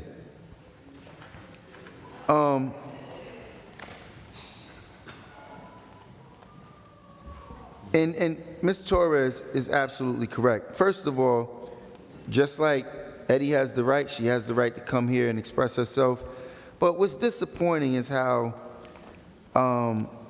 you know, when people get scrutinized, just like I said about the Post, when they thought I was supporting, because I put a disclaimer, listen, I'm not a fan of the previous appointee, but if it was done incorrectly, I will support her. Everybody there, Justin Rucker, all was happy to, oh yeah, thank you, Councilman Jackson. The moment the news was really clarified, and I said, no, I was wrong, and this is what it is. Now all of a sudden, I don't know, I don't read, all of a sudden I don't know what the heck I'm talking about. So it's disappointing when people are scrutinized, and regardless of what, maybe you did take class certifications, but the fact of the matter is, anytime that you have a family member that's in a position of authority that has the ability to influence the hiring process, it leaves a measure of suspicion. So if anybody wants to question that, they have the right to, but just to come now and say, oh, you know, I'm being targeted because I'm a woman, because I'm a Latina, that's just not fair. Just like what Councilman Velez is consistently talking about, listen, nobody's talking about what his wife does at home. Nobody's talking about his wife's capabilities being a wife. But once she becomes a city employee, she's open to scrutiny. That's just it. And if she's, you know, so qualified as he says she is, she would not have left a package that says fragile. This package must be refrigerated, and she couldn't read the language. So she didn't understand that, and she left the package out. That's a fact. I shared the email. That's a fact. A package was delivered to the health department with vaccines on a Friday before holiday weekend. It was left out, and all the vaccines had to be discarded of. If you work in the capacity of the health department, at the very least, you should understand that certain things is important. And that's just a fact. People want to negate the facts, not targeting her, anybody who works there that should go under that level of scrutiny. And with that being said, I have to get to this. First of all, let me put the disclaimer out. I love the young brother. He's here, great. Alex Mendez Jr., I've had the privilege of talking to him in Home Depot when he was working there once before, and I'm very, very impressed on the future. But let's clarify this. The focus, the only thing that I heard him tonight present as a measure of strategy to improving was we're going to present more ESL classes. Okay, I'm sure he had, bright young man. But as he's talking about the leadership that was lacking when he was in school, his father was on the school board when he was in school. He's talking about the lack of leadership that the school board had when he was a student. His father was on the school board during that time frame. So now you're coming before this council presenting yourself as a candidate, which I love and respect, I think, especially as young people, but let's not follow down footsteps that wasn't correctly walked. Have a plan, have a strategy, have a presentation to what you can do that offer that's different. Don't just say what wasn't done or what's not done, especially when your father was one of the people who sat there and failed you when you were in that position. Councilman Jackson. Yes? Please. What? What's the problem? I'm saying, we're trying to close it so we could go back into the agenda. I understand that, but this is very relevant and important information. And that's why it's important, because, see, when we just continue to vote for people because of what they're doing, even as we sit here in this council, we watch the failure, and members of the public came here and acknowledged it tonight. And I'll just say this last thing, because when you watch young leadership, like these young ladies came here, present themselves, I take my hat off to Ilya's daughter. I have not endorsed her as a candidate, but I will say this, her daughter coming forward, again, showing a great deal of courage. And if it is, in fact, Brother Omar, you already know, we have a good relationship, we talk about things, he credits me with being straightforward, honest. If what she says is correct, then shame on you, brother. Shame on you. I would not expect anybody to be rendering that kind of treatment to a young lady, specifically an elected, someone holding an elected position. And I don't think the young lady would have the gumption to come here and lie, especially when she's naming all of the people who had to come out there and come to her aid and support. So I'm looking forward to you clarifying that, because if other attorneys and security that was needed there had to come out there and remove you guys from each other based on her being a challenger, that right there raises a concern for me. And that is definitely why, I'm not going to speak on your situation right now, definitely why I'm not supporting Abdelaziz for this upcoming assembly race. Again, Kenyatta Stewart, emphatically, Wimberley, but why would I support people who have never done anything for the community that they're claiming now to want to support? Abdelaziz sat here night in and night out and had nothing but opposition for all of the other wards and other community groups. Now he's running for a larger position. He should have anticipated that before he took the stances that he took. Because many nights he sat here and did not give the support when needed for the Brook Slope residents. The list is very long. But I digress. If you believe that Mike Jackson has been doing the right thing relative to gaining your support, I'm telling you that I'm not supporting those candidates, Mike Ramaglia, Al Abdelaziz. These people have never done anything in our community, and now they're here asking for our vote. It just can't continue to happen. Paterson, wake up. Black and Spanish people, wake up. Mikey Sherrill, I reached out to Mikey Sherrill's office 2 years ago because I had 30 to 40 residents at Christopher Hope being illegally evicted. They were being taken advantage of. They removed them. They forced them to sign new agreements that didn't have any information on it, how much they would be paying, what's the terms of it. That's illegal to make people sign those kinds of documents. And here's a federal agency. I reached out to her as a congresswoman. She never returned my call. Melanie Holmes worked for her. She said, oh, Mike is this. Never returned my call. Now she's in Paterson every other day doing commercials in Spanish, but would not help these black and Hispanic people when I called for her support. These are not the people that you should be supporting. They could go along the line and say whatever they want to say, but you already know Mike Jackson's going to keep it 100% every time. Madam Clerk, I apologize. My vote is yes. Yes. Thank you. Yes. Councilman Khalid? Election is in the horizon, people. And I'm definitely supporting Row A. Also, Al Abdulaziz, our colleague. You know, people have different takes. We should look at ourselves first. Also, at the beginning of this meeting, I don't know why Councilman Jackson always want to talk about other people. He should look at himself.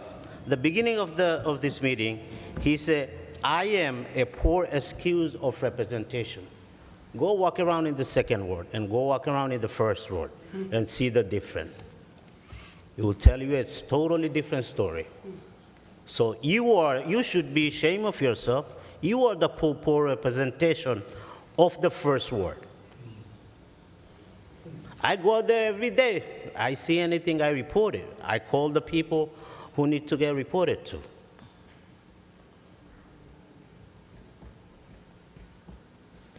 Like I said, election time is here. You're going to hear a lot of hearsay, blaming people. Alex Menden Jr. is a great young kid. He's a product of Paterson. He was born here. He was raised here. He went to Paterson Public Schools. And you're going to bash the young man for what? For no reason, because you don't like his dad?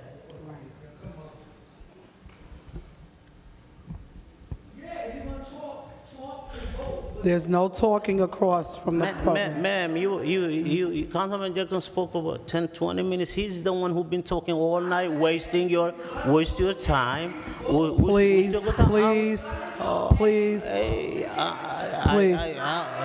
Officers, please, can we set decorum, please? Can we set decorum? Thank you. Thank you. Thank you. Councilman Khalid.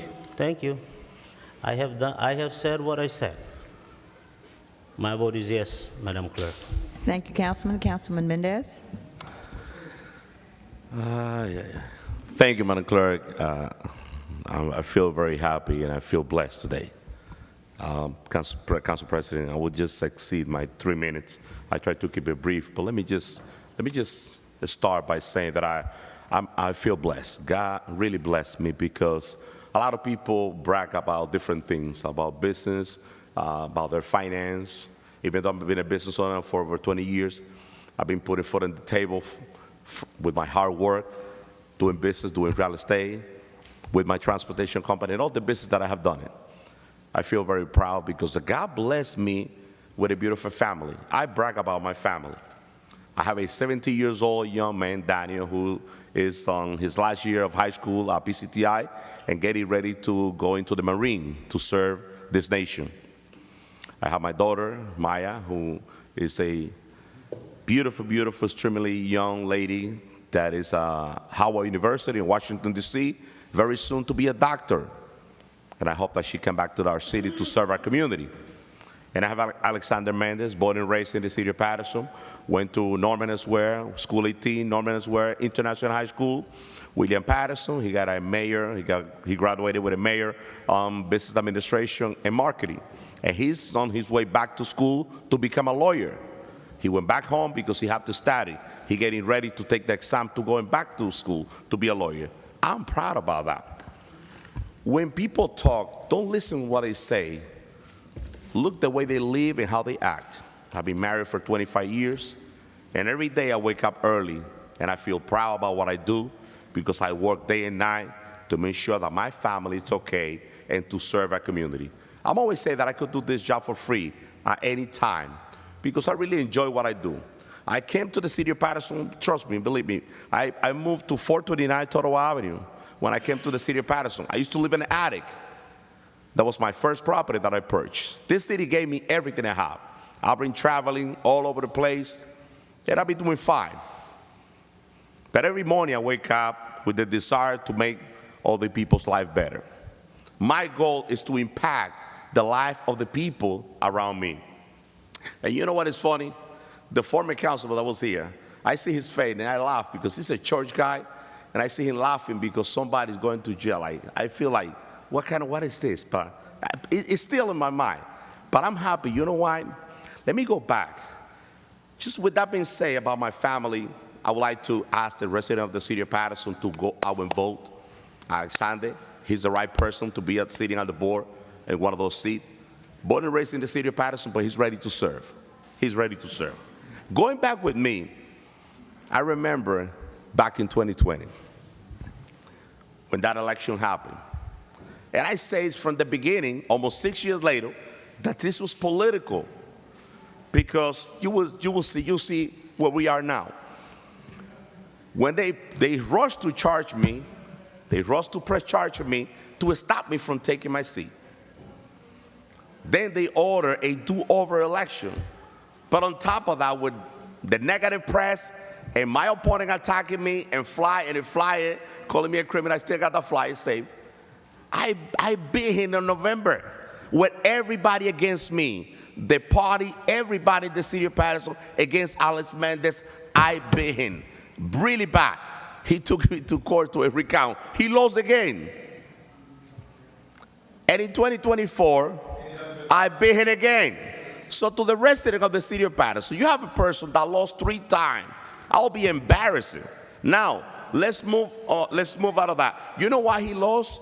Because I'm a better councilman than him. He spent 20 years in this chair. You know why, Paterson? Pay attention, doing this.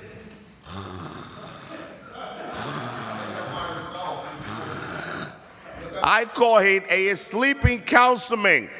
Listen, I will bring the tape back. A sleeping councilman. He looked like a teddy bear.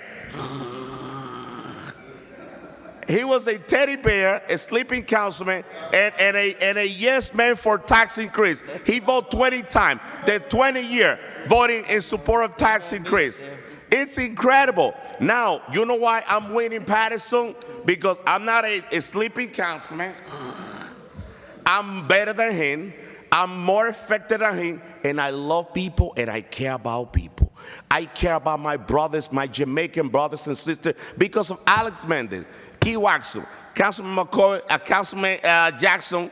Also, Brilliant Avenue has a street name in Jamaican Way, and Errol Carr, and he was blocking Errol Carr forever. I don't know why. Errol Carr is a Jamaican brother, and he was blocking Errol Carr to make sure that that doesn't happen.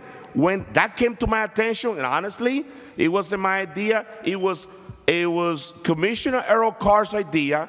Key Waxon, they reached out to Councilman Jackson, myself. You know what I say? God bless me to be city. I'm here to help. I don't care who take the credit, but guess what? Even the Prime Minister, everybody came to celebrate that Paterson is the only city that has a street renamed Jamaican Way. And that happened because you have somebody like Councilman Mendez sitting here. Eastside Park was a disaster, was an embarrassment when he was a councilman. Now, the tennis court renovated. The park renovated, the roller rink renovated, Eastside Park, the Larry Dobbins, the new Yankee Stadium in Paterson. Listen, I work with every person that I have to make our city better. You need to understand something from Alex Mendez. Let me tell you. Everybody knows that Andrew Sea was my biggest opponent, and we are. Because I've been the second highest vote getter twice. Even Jackson doesn't like to hear that. I got double the amount of vote that he got. I've been the second highest vote getter against the mayor, and he's been against me forever. You know what I did when I sit back in this chair? I started working with him. You know why, Paterson? Because it's not about me. It's about what can you do to make our city better? What can you do to make the life of our children better? What can you do to make the life of the senior, the people that live in the city of Paterson better? It's not about me. Listen, one day I'm going to be gone. I love to serve, but I love to do other things. Maybe I run for higher office. Listen, I'm waiting for my day in court to clear my name. And I've been patient. I want to be honest with my Paterson resident. It's been hard because I'm not rich. I'm just a hard-working man that have a family and have a lot of responsibility. It is not easy. And I remember somebody said in Washington that he didn't know that defending yourself in court it costs so much. I'm going through that, Paterson. And it's been almost 6 years. And I've been holding myself because I know I never done nothing wrong. I know that I'm very popular. I know that. Humbly, I could say that because I care about people. Listen, everybody that knows me know that I knock on doors. I love to go out, say hello to people. When I'm campaigning out on drive, I get a designated driver. I walk throughout the entire city of Paterson. I care about people. And I try to help the community as much as I can. Now, let me just tell you this. Do you believe that with all the thousands of video cameras that we have, the ring, everything, do you believe that they don't have one picture of Alex Mendez with the ballots? I'm just, you know what, I'm sitting quiet and I'm waiting for the time. Because those are not laughing, we will see. That's what I'm waiting for. That's what I'm waiting for. And if you laugh, and I'm going to tell you, listen, look at my face. You would never be mayor of the city of Paterson. Mark my word, my brother. You know why? Because you don't care about people. You know what you do? You humiliate people, and you put people in position to humiliate and make yourself big. I've been watching the way you work. And I used to be your ally back then. But listen, I don't work like that. I don't operate. I don't put people down to feel that I'm the best, I'm the top of the world. You're not a good person, brother, I'm telling you. I don't care that you talk against my song. I don't care. Listen, I'm a better legislator than you by far, and check all the legislation. When I sit here, I talk about action. Dumping has been a problem. Who put the legislation back and increased up to $10,000? Alex Mendez. The motorbike has been a problem. Who got the legislation done? Alex Mendez. Not you. Now, you know what you do? You vote against the resurfacing of 10 Road in the first ward. I should campaign in the first ward, and when I go back there, it was my job and my council colleague because you vote against.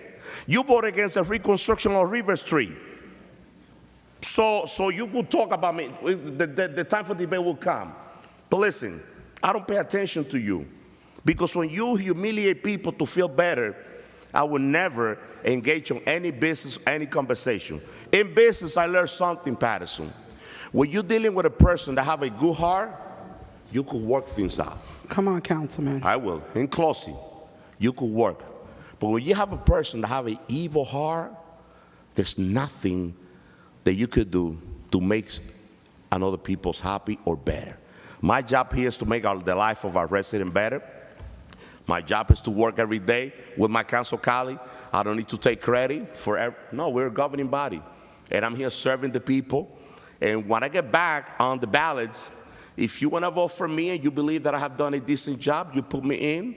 If not, you choose somebody else. But I work hard every single day, and I love campaigning, and I love to beat you again in the third ward. I would say that. But in closing, Paterson, let me go back to our city. I understand that the commercial corridor has a lot of problems. Councilman Jackson spoke about that. Mr. VA, I know we don't have the VAs down here. I spoke with the director of the UEZ. We already approved $1.8 million. I want to make sure that we utilize those funding correctly. I want to make sure that we utilize the UEC dollars that we have to clean our commercial corridor. Paterson is filthy. Paterson is filthy. And I say this, if we start talking about all the problems that we face in our city, we will never accomplish anything. But a lot of my council colleagues, at least 7 out of 9, 8 out of 9, including me, we put things aside and we could vote for things that make sense. We rejected $65 million because, Mr. CFO, you know, we put it back. It wasn't done correctly. I have to congratulate my council colleague. We're not the mayor of Robert Stam because that was not, and I understand the ramification of that. I understand that we need it, but we got to do the job, Mr. CFO. So, with that being said, we're here to do the people's business. And we should put things aside for a minute. The election is close, and we will have debate. We will see each other in the street. But at least let's use this chamber to make our city better. My vote is yes, Madam Clerk. Good night, Paterson. Thank you, Councilman. Councilman Omar. Thank you, Madam Clerk. I'm going to be brief as well. For the last 8 months, I've had the honor to represent the most diverse and vibrant ward in the city. And you know what's best about the 6th Ward? We don't look about race or gender or ethnicity or religion. And as councilman, I've worked my tail off to make sure that I deliver for the entire ward. From People's Park to South Paterson and to Lakeview section, I will continue to do that. And I'll continue to get things done. The 6th Ward is stronger because we didn't let people come and divide us, and the residents won't be fooled. Thank you. My vote is yes. Thank you, Councilman. Councilman Udine. Good evening, everyone. Good evening, Paterson. Thank you, Madam Clerk. First of all, thank you all, those who shared your concern. I thank you from the bottom of my heart for joining here, and every voice, we take it very seriously, and accordingly, we take action. And I would say, regardless your comments go in our favor or not, I particularly think every comments were made here in the council chamber. Since Ibrahim, my council colleague Omar, just spoke, so let me come to the point when I was the first person endorsed him when he was appointed for this position. And I would like to make it clear to the public here and those who are watching us live, and Ibrahim, I don't know where is he at. I never met him before I made the announcement that I'm supporting Ibrahim Omar.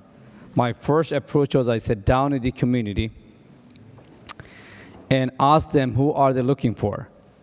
And when I said community, it does not mean that only the Palestinian community or Arabic community. I'm talking about the community at large in the 6th Ward. When majority of the 6th Ward community members present showed their support, especially the community leaders, support toward Ibrahim Omar, I promise them, whoever is looking for to represent you in the 6th Ward, that will be my support in the upcoming election. And I supported him to a point for 6th Ward vacant position, and I'm moving forward to support him on November 4th.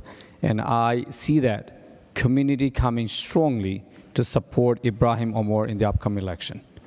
And this is where my stand is, as a councilman at large in the city of Paterson. We spoke about, and one of the candidate in the Paterson Board of Education, Alex Mendez Jr., spoke today. And there are 3 upcoming seats on November 4th. As an educator, as a councilman at large in the city of Paterson, I see it's very important for us to put the right people at Paterson Board of Education. I'm supporting 3 candidates in the upcoming Paterson Board of Education. First, I'm supporting Alex Mendez Jr., who is 2E on the ballot. My rationale behind supporting Alex Mendez Jr. is, first of all, he's a product of Paterson Public Schools, graduated from International High School, went to William Paterson University, very fresh in his mind about the crisis that he has experienced in his school time.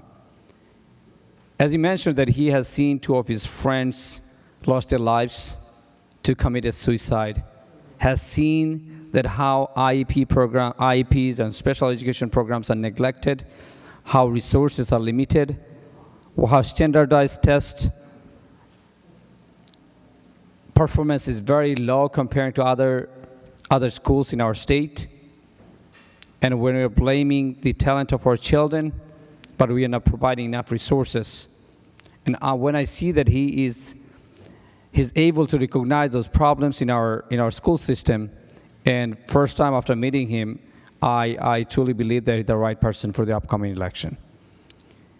And also I'm supporting Della McCall as an incumbent, and I felt that all the decisions and majority of our decisions was in favor of our children and of our residents in Paterson. And this is the reason I'm supporting this incumbent. Kishta, her ballot position is 4E, and I'm looking forward to get support from the residents as well.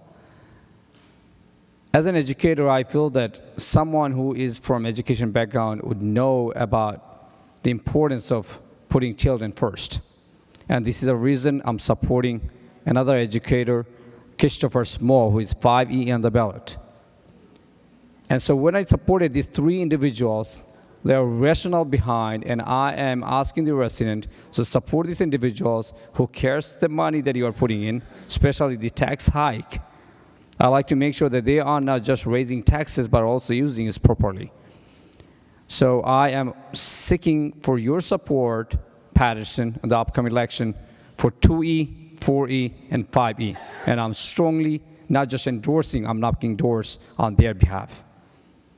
If we speak about our health care, if we talk about stronger school system, and when we as Paterson Board of Education candidates are speaking about these IEPs and special education programs, we have to think about who are the people fighting for us in Trenton. And this is the reason I think we all have to support our Democratic ticket, row A. Now let me come to our local problems that were shared here. One of our residents shared about the speeding in our neighborhoods. And as you know that our children play on our streets, our seniors walk to the stores, and I like to make sure that every resident in our community feels safe in their neighborhood. And speeding is a regular issue. When Mr. Freeman spoke about someone lost a life on his neighborhood last year, and I'm talking about someone who lost a life right in my neighborhood where I live. On Chamberlain Avenue, someone was passed away on the spot. That was last year. And this is not just one example, there are examples out there. And seeing the necessity, the council members passed a resolution to install speed bumps, humps on our streets. But unfortunately, there's none was implemented so far. And my belief was that every time we come up with repavement, they will consider that whether these particular streets require humps or bumps to limit the speeding issue in our city. So I think we cannot just wait people to just come here and share the concern, but we have to at the same time, we're to proactive and take action on certain issues that happen in our city for last many years. One of our residents spoke about, and actually not one of our residents, many residents speak about the trash collection situation or trash on our city street, especially about the bulky trash. One of the items was in the agenda was removed, especially about the Philco and renewal of the contract. And I like to tell the resident of Paterson that there's nothing wrong with Philco or what other company taking the contract. It's about that when we decided not to give contract of bulky trash pickup just to save money, and we decided to keep it in-house, the DPW can collect trash if Paterson resident schedule online. I'd like to thank Paterson DPW for doing a great job. They are able to, and as I can quote the director from last week that he mentioned, that 99% of our scheduled or pickup or trash pickup was able to collect on time, which is very commendable. But the result of the last 2 years is visible on our city streets. We cannot just say that, we cannot just depend on the people that they will make schedule online and the Paterson DPW is going to collect them. But there are so many residents out there, they do not know the process, especially the elderly generations. They are kind of not knowledgeable about this. I like to see that we have to go back to our old fashion where at least once in a month or twice a month, we are collecting bulky trash from every single street. And this is the reason I am still looking forward that before we move forward with another additional contract with Philco, I like to say we are adding bulk pickup trash, whether Philco or any other company, doesn't matter. Yes, our argument is we are saving money, but look, we are saving money, but we are spending a lot of money in other ways. Where we are saving money, where the pride of our community involved, health of our neighborhood is involved, and clean city that where we see that our street is neglected, our neighborhood is neglected, people feel that nobody cares about the city anymore. We don't want to see that city back. We want to see a safer and also cleaner city. And that's why I definitely am looking forward that bulk trash pickup coming to the contract where a particular day is scheduled for every single neighborhood. Councilman. Thank you, Council President. I would like to just close with Freeman mentioned about the SAT preparation program that I am offering. with partnership of Uplift Academy. So this, since he reminded, I'd like to just mention one more time that partnership with Uplift Academy, I am offering a free SAT test preparation program. Those are specialized SAT preparation teacher on math, English, and also a guidance counselor for college path will be available every Saturday from 9 to 1 p.m. at 316 Total Avenue. The program will be started from next Saturday, this Saturday. And those who are interested, especially the high school student, Councilman. I'm requesting you to join this free program, which is very expensive if you take personally to any tutor. So again, I'm looking forward to a positive change. I'm looking forward that every concern, every shared here will be addressed properly. With that being said, Council President, my vote is yes to close the public portion. Thank you, Councilman. Councilman Velez. Thank you, Madam Clerk. Just a few things I just want to try to say here. To all the residents of Paterson, please, if you receive any kind of emails or you see flyers from Paterson Education Fund, please do not ignore their meetings or round table. They bring in a lot of resources to those parents and students in the city of Paterson. We had a nice, beautiful round table last night, and the subject was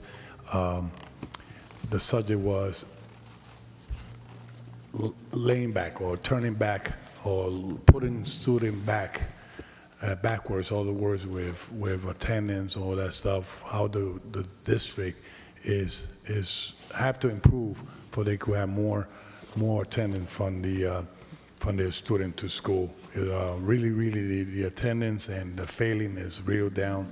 That's why it's real important that we elect people that understand the Paterson Board of Education and the educational system. This young man of Mr. Mendez, son came over here, real impressive.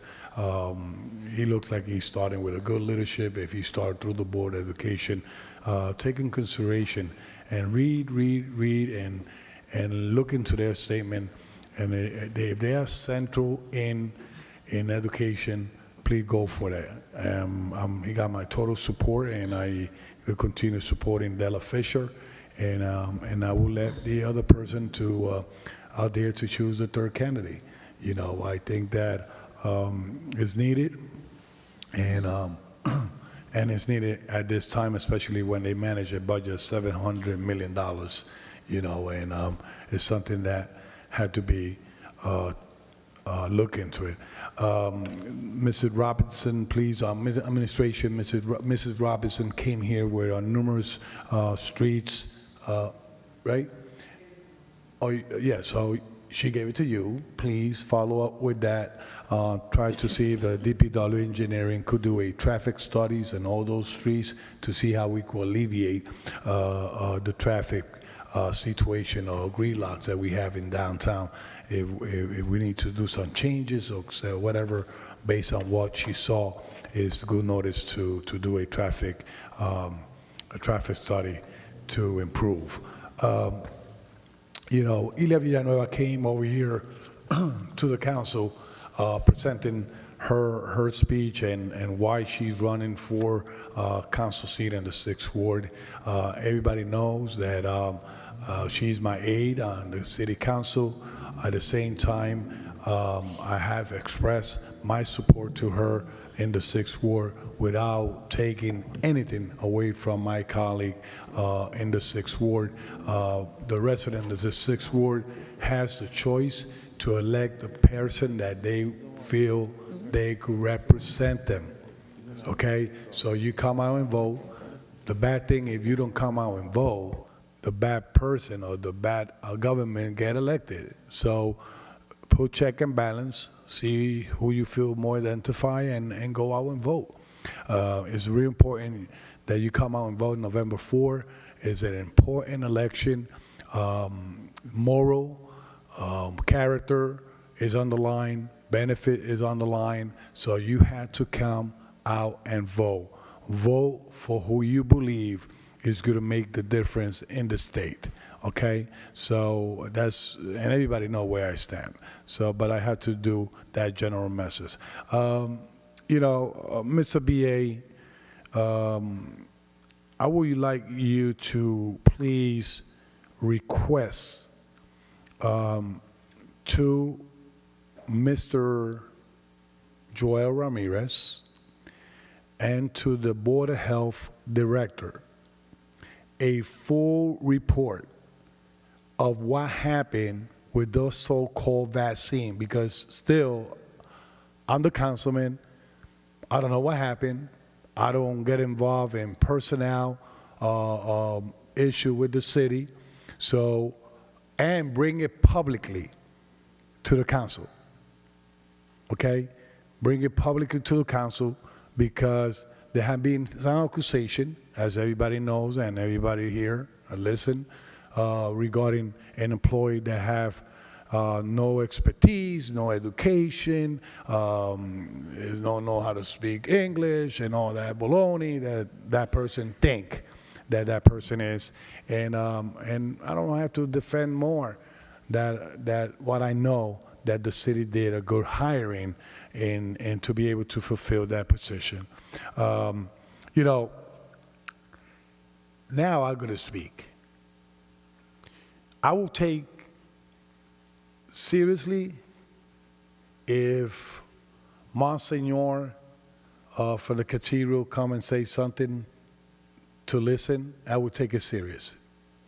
I will take it serious if a person, you don't hear the name in newspaper, whatever, and take advice. I will probably believe what they're saying.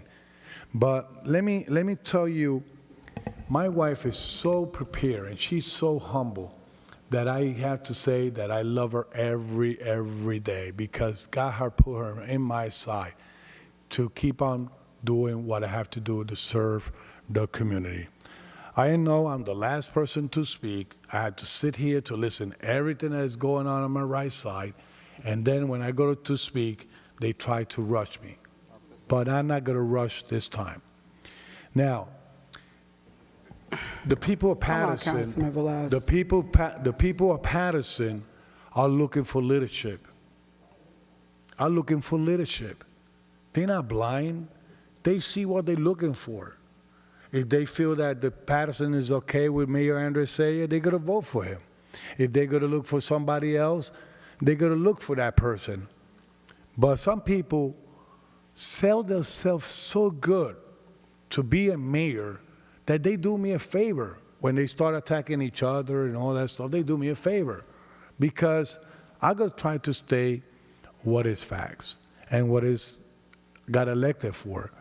But when a person say that it will change the city and it will make the city look better, and the track record of service is so untouchable, that I will vote for that person. But when I see a track record of driving without suspension license 31 times, driving with suspicious plates, criminal charges for voter fraud and witness tampering, numerous violations for the Board of Health, salary and garnishment for defamation of for defaulting in a PRC loan, sued by a resident of Paterson for defamation, and they awarded them $70,000, charged for assaulting a police officer, charged for harassment and terrorist threat and assault to a council member, and the list goes on and on. And I have a number 9, associated with bankruptcy with filing fake paper. If that's the mayor you want, go ahead. Because soon as he get elected, I move from Paterson. My vote is yes to close this public portion. Thank you, Councilman. Council President? Councilwoman Cotton. I'm sorry? Cotton. She passed. Who? Councilman Cotton. Oh, you passed. Oh, I thought you said yes. Okay, I'm sorry. So, Councilwoman Cotton. She wasn't close to her. It's time to go home. Let me tell you what time it is. It's been 50 minutes. 50 minutes closing out the public portion. 50 minutes. I just want to say something really quick. To them young ladies that spoke today, they did an outstanding job. But you know what? It's who they're around to make them good. And for them, no, all of them actually are with the Nancy Greer After School Program, where they go to school number 6. Nancy has her office at 51 Carroll Street, and I have always encouraged the kids to go over there. They take them on trips, roller skating, to the circus, all kind of activities. And then I remember when Linda Moran, they had a program with Sharon Easton, and she had a program for young ladies. It was called like a T, maybe not a cotillion type thing.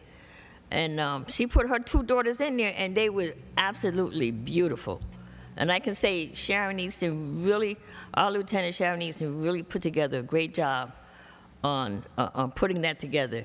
And I always try to share with my constituents, and I want to say to all that came out tonight, thank you for coming out. But when you hear something, do your best to share it with your constituents. This way they know something that's going on and things that are going on. And you know, there was a lot of talk here tonight, but I just want to say also that personally, I'm never going to talk about nobody's family, no council colleague, not when 45,000 people looking at it. It's just not right. You can say whatever, but it's just not okay. Because you know what, and I said it today when I brought the young lady in, and she's saying she was with the Tier 1 recovery. You'll be surprised what you say that makes things happen with people. You'll be like, you shouldn't, actually people are looking for you to give them a helping hand or show them which direction they need to go to. And I just want to make one more thing clear that was said about the Housing Authority. My husband was there when they tore down CC. Every last one of those tenants in CC got a voucher. So when they came back, maybe, but they did not take those vouchers. So they went from, some of them went from project-based to tenant-based. Tenant-based is that, and they were also offered, and I'm talking about CC now, they were offered to go anywhere in the United States that they wanted to go to. They could go anywhere, because now it's changed to tenant-based and not project-based. And I can say that being part of the Housing Authority, there were so many things that the federal government changed. They changed it. Everybody remember the Smoot brothers. They were housing police.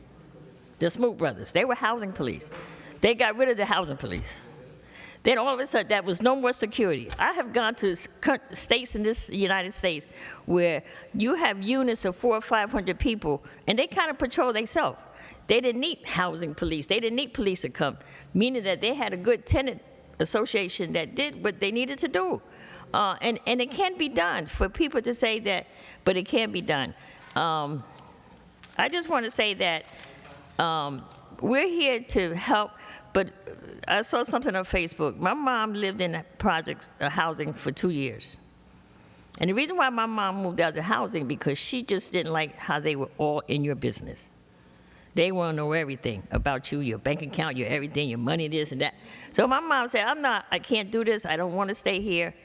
So actually, if I can remember, the federal government, and I said to them, and every chance I get, whoever the congressperson is, I said to them, you know, you have to really look at, HUD looks at zip codes. They look at zip codes. So a certain 08 get more than an 07, or 09, or 25. They get different amounts, and I think it should be fair across the board. They don't come in enough. And every chance I get that I can speak to a congressperson or to a U.S. senator, I say to them about HUD and how they need to change a lot of the things that they do that are not correct.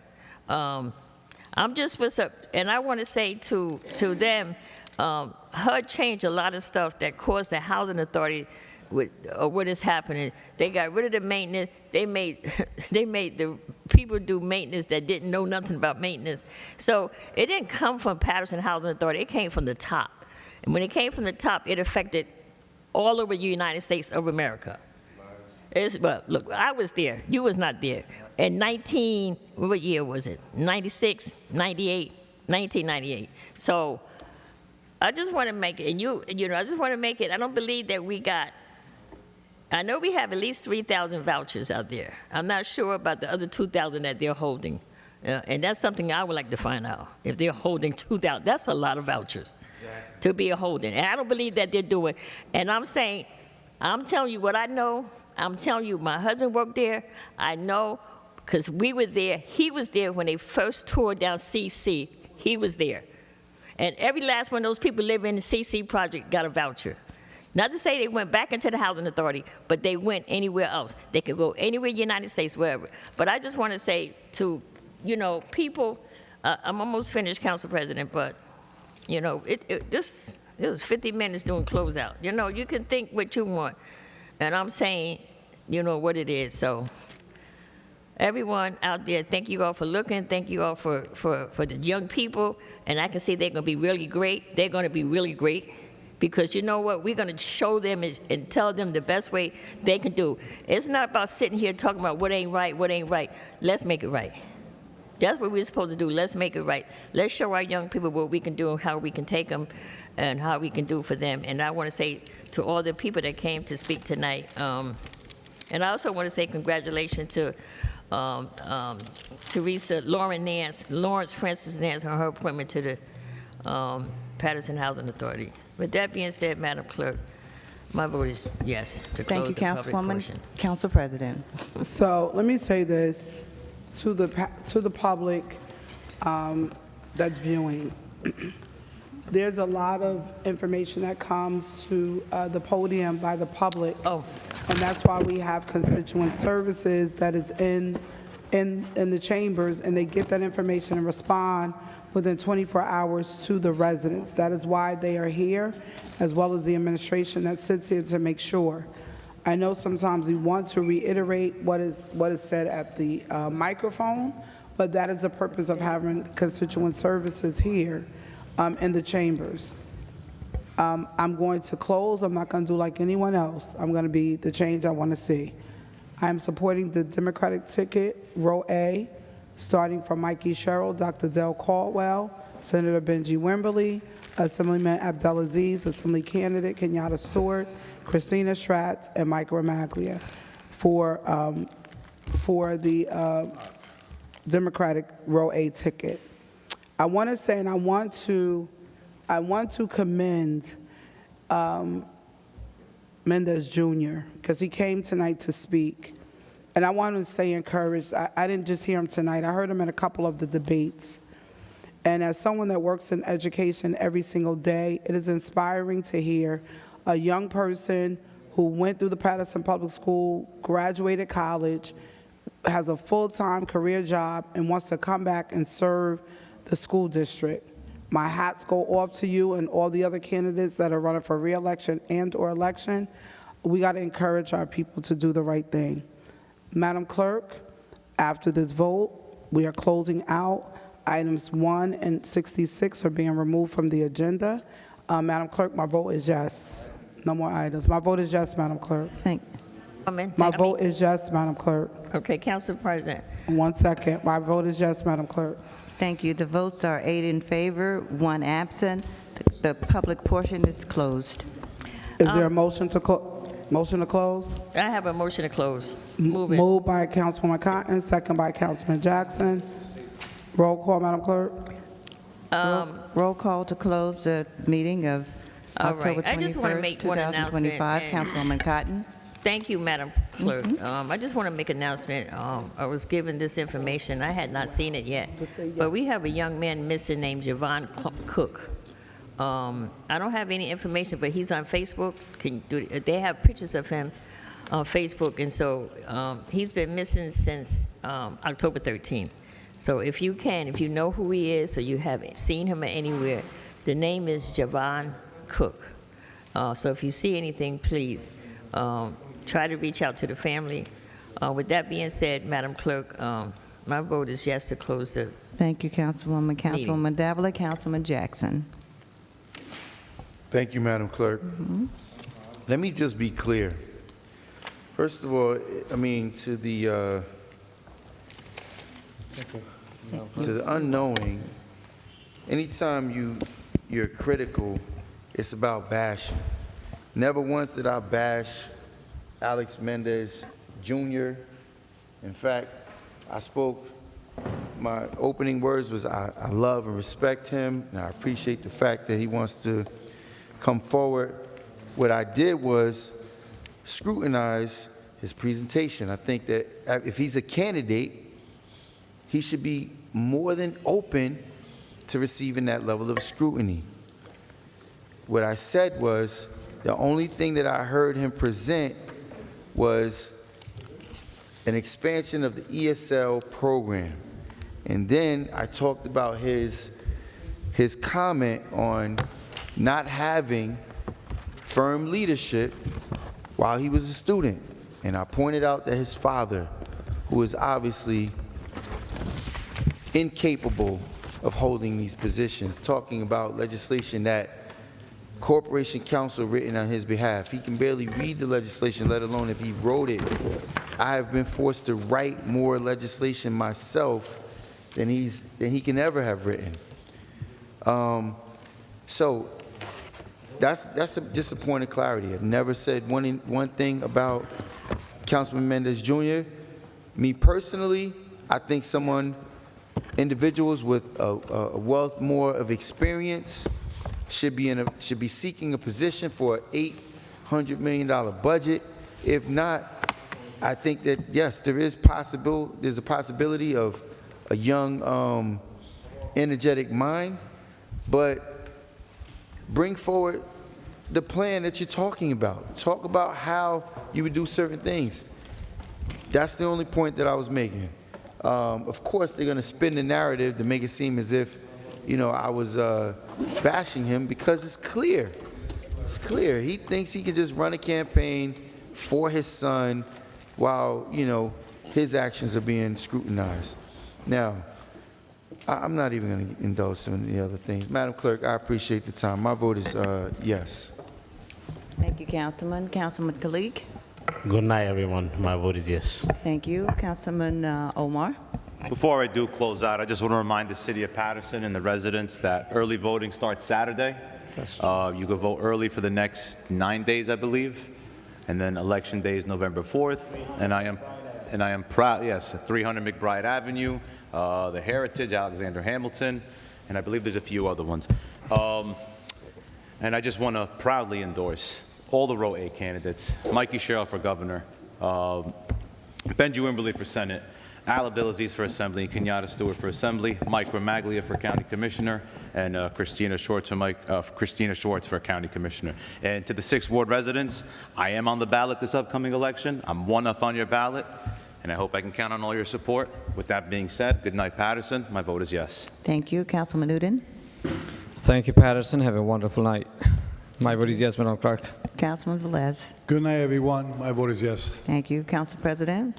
And last but certainly not least, I want to thank you. When you came on and you were appointed Councilman Ibrahim Omar, you were unanimously supported by this council. I am totally and 100% support of your reelection, and you're definitely going to win. I'm so happy to hear the diversity of your community standing toe-to-toe behind you because of the work that you've been doing. See, some people don't realize that you didn't just start doing the work because you came here. You've served as Assemblyman Abdelaziz's aide for years. So the 6th Ward knows you. You've been a part of all of their town halls. You've been going there forever. Everyone knows you in the 6th Ward. You have some people sitting right here. I'm not going to look at them, but they're sitting here and they're supporting you too. People know when people represent the community, and I'm super excited about that. I totally support you, Ibrahim Omar, 1F on the ballot, 6th Ward. My people, my family, you already know what to do. Let's vote him back on the seat because he's been doing a great job. Madam Clerk, my vote is yes. Time to go home. Thank you, Council President. The votes are 7 in favor, 2 absent. The meeting of October 21st, 2025 is hereby adjourned. Good night, Paterson.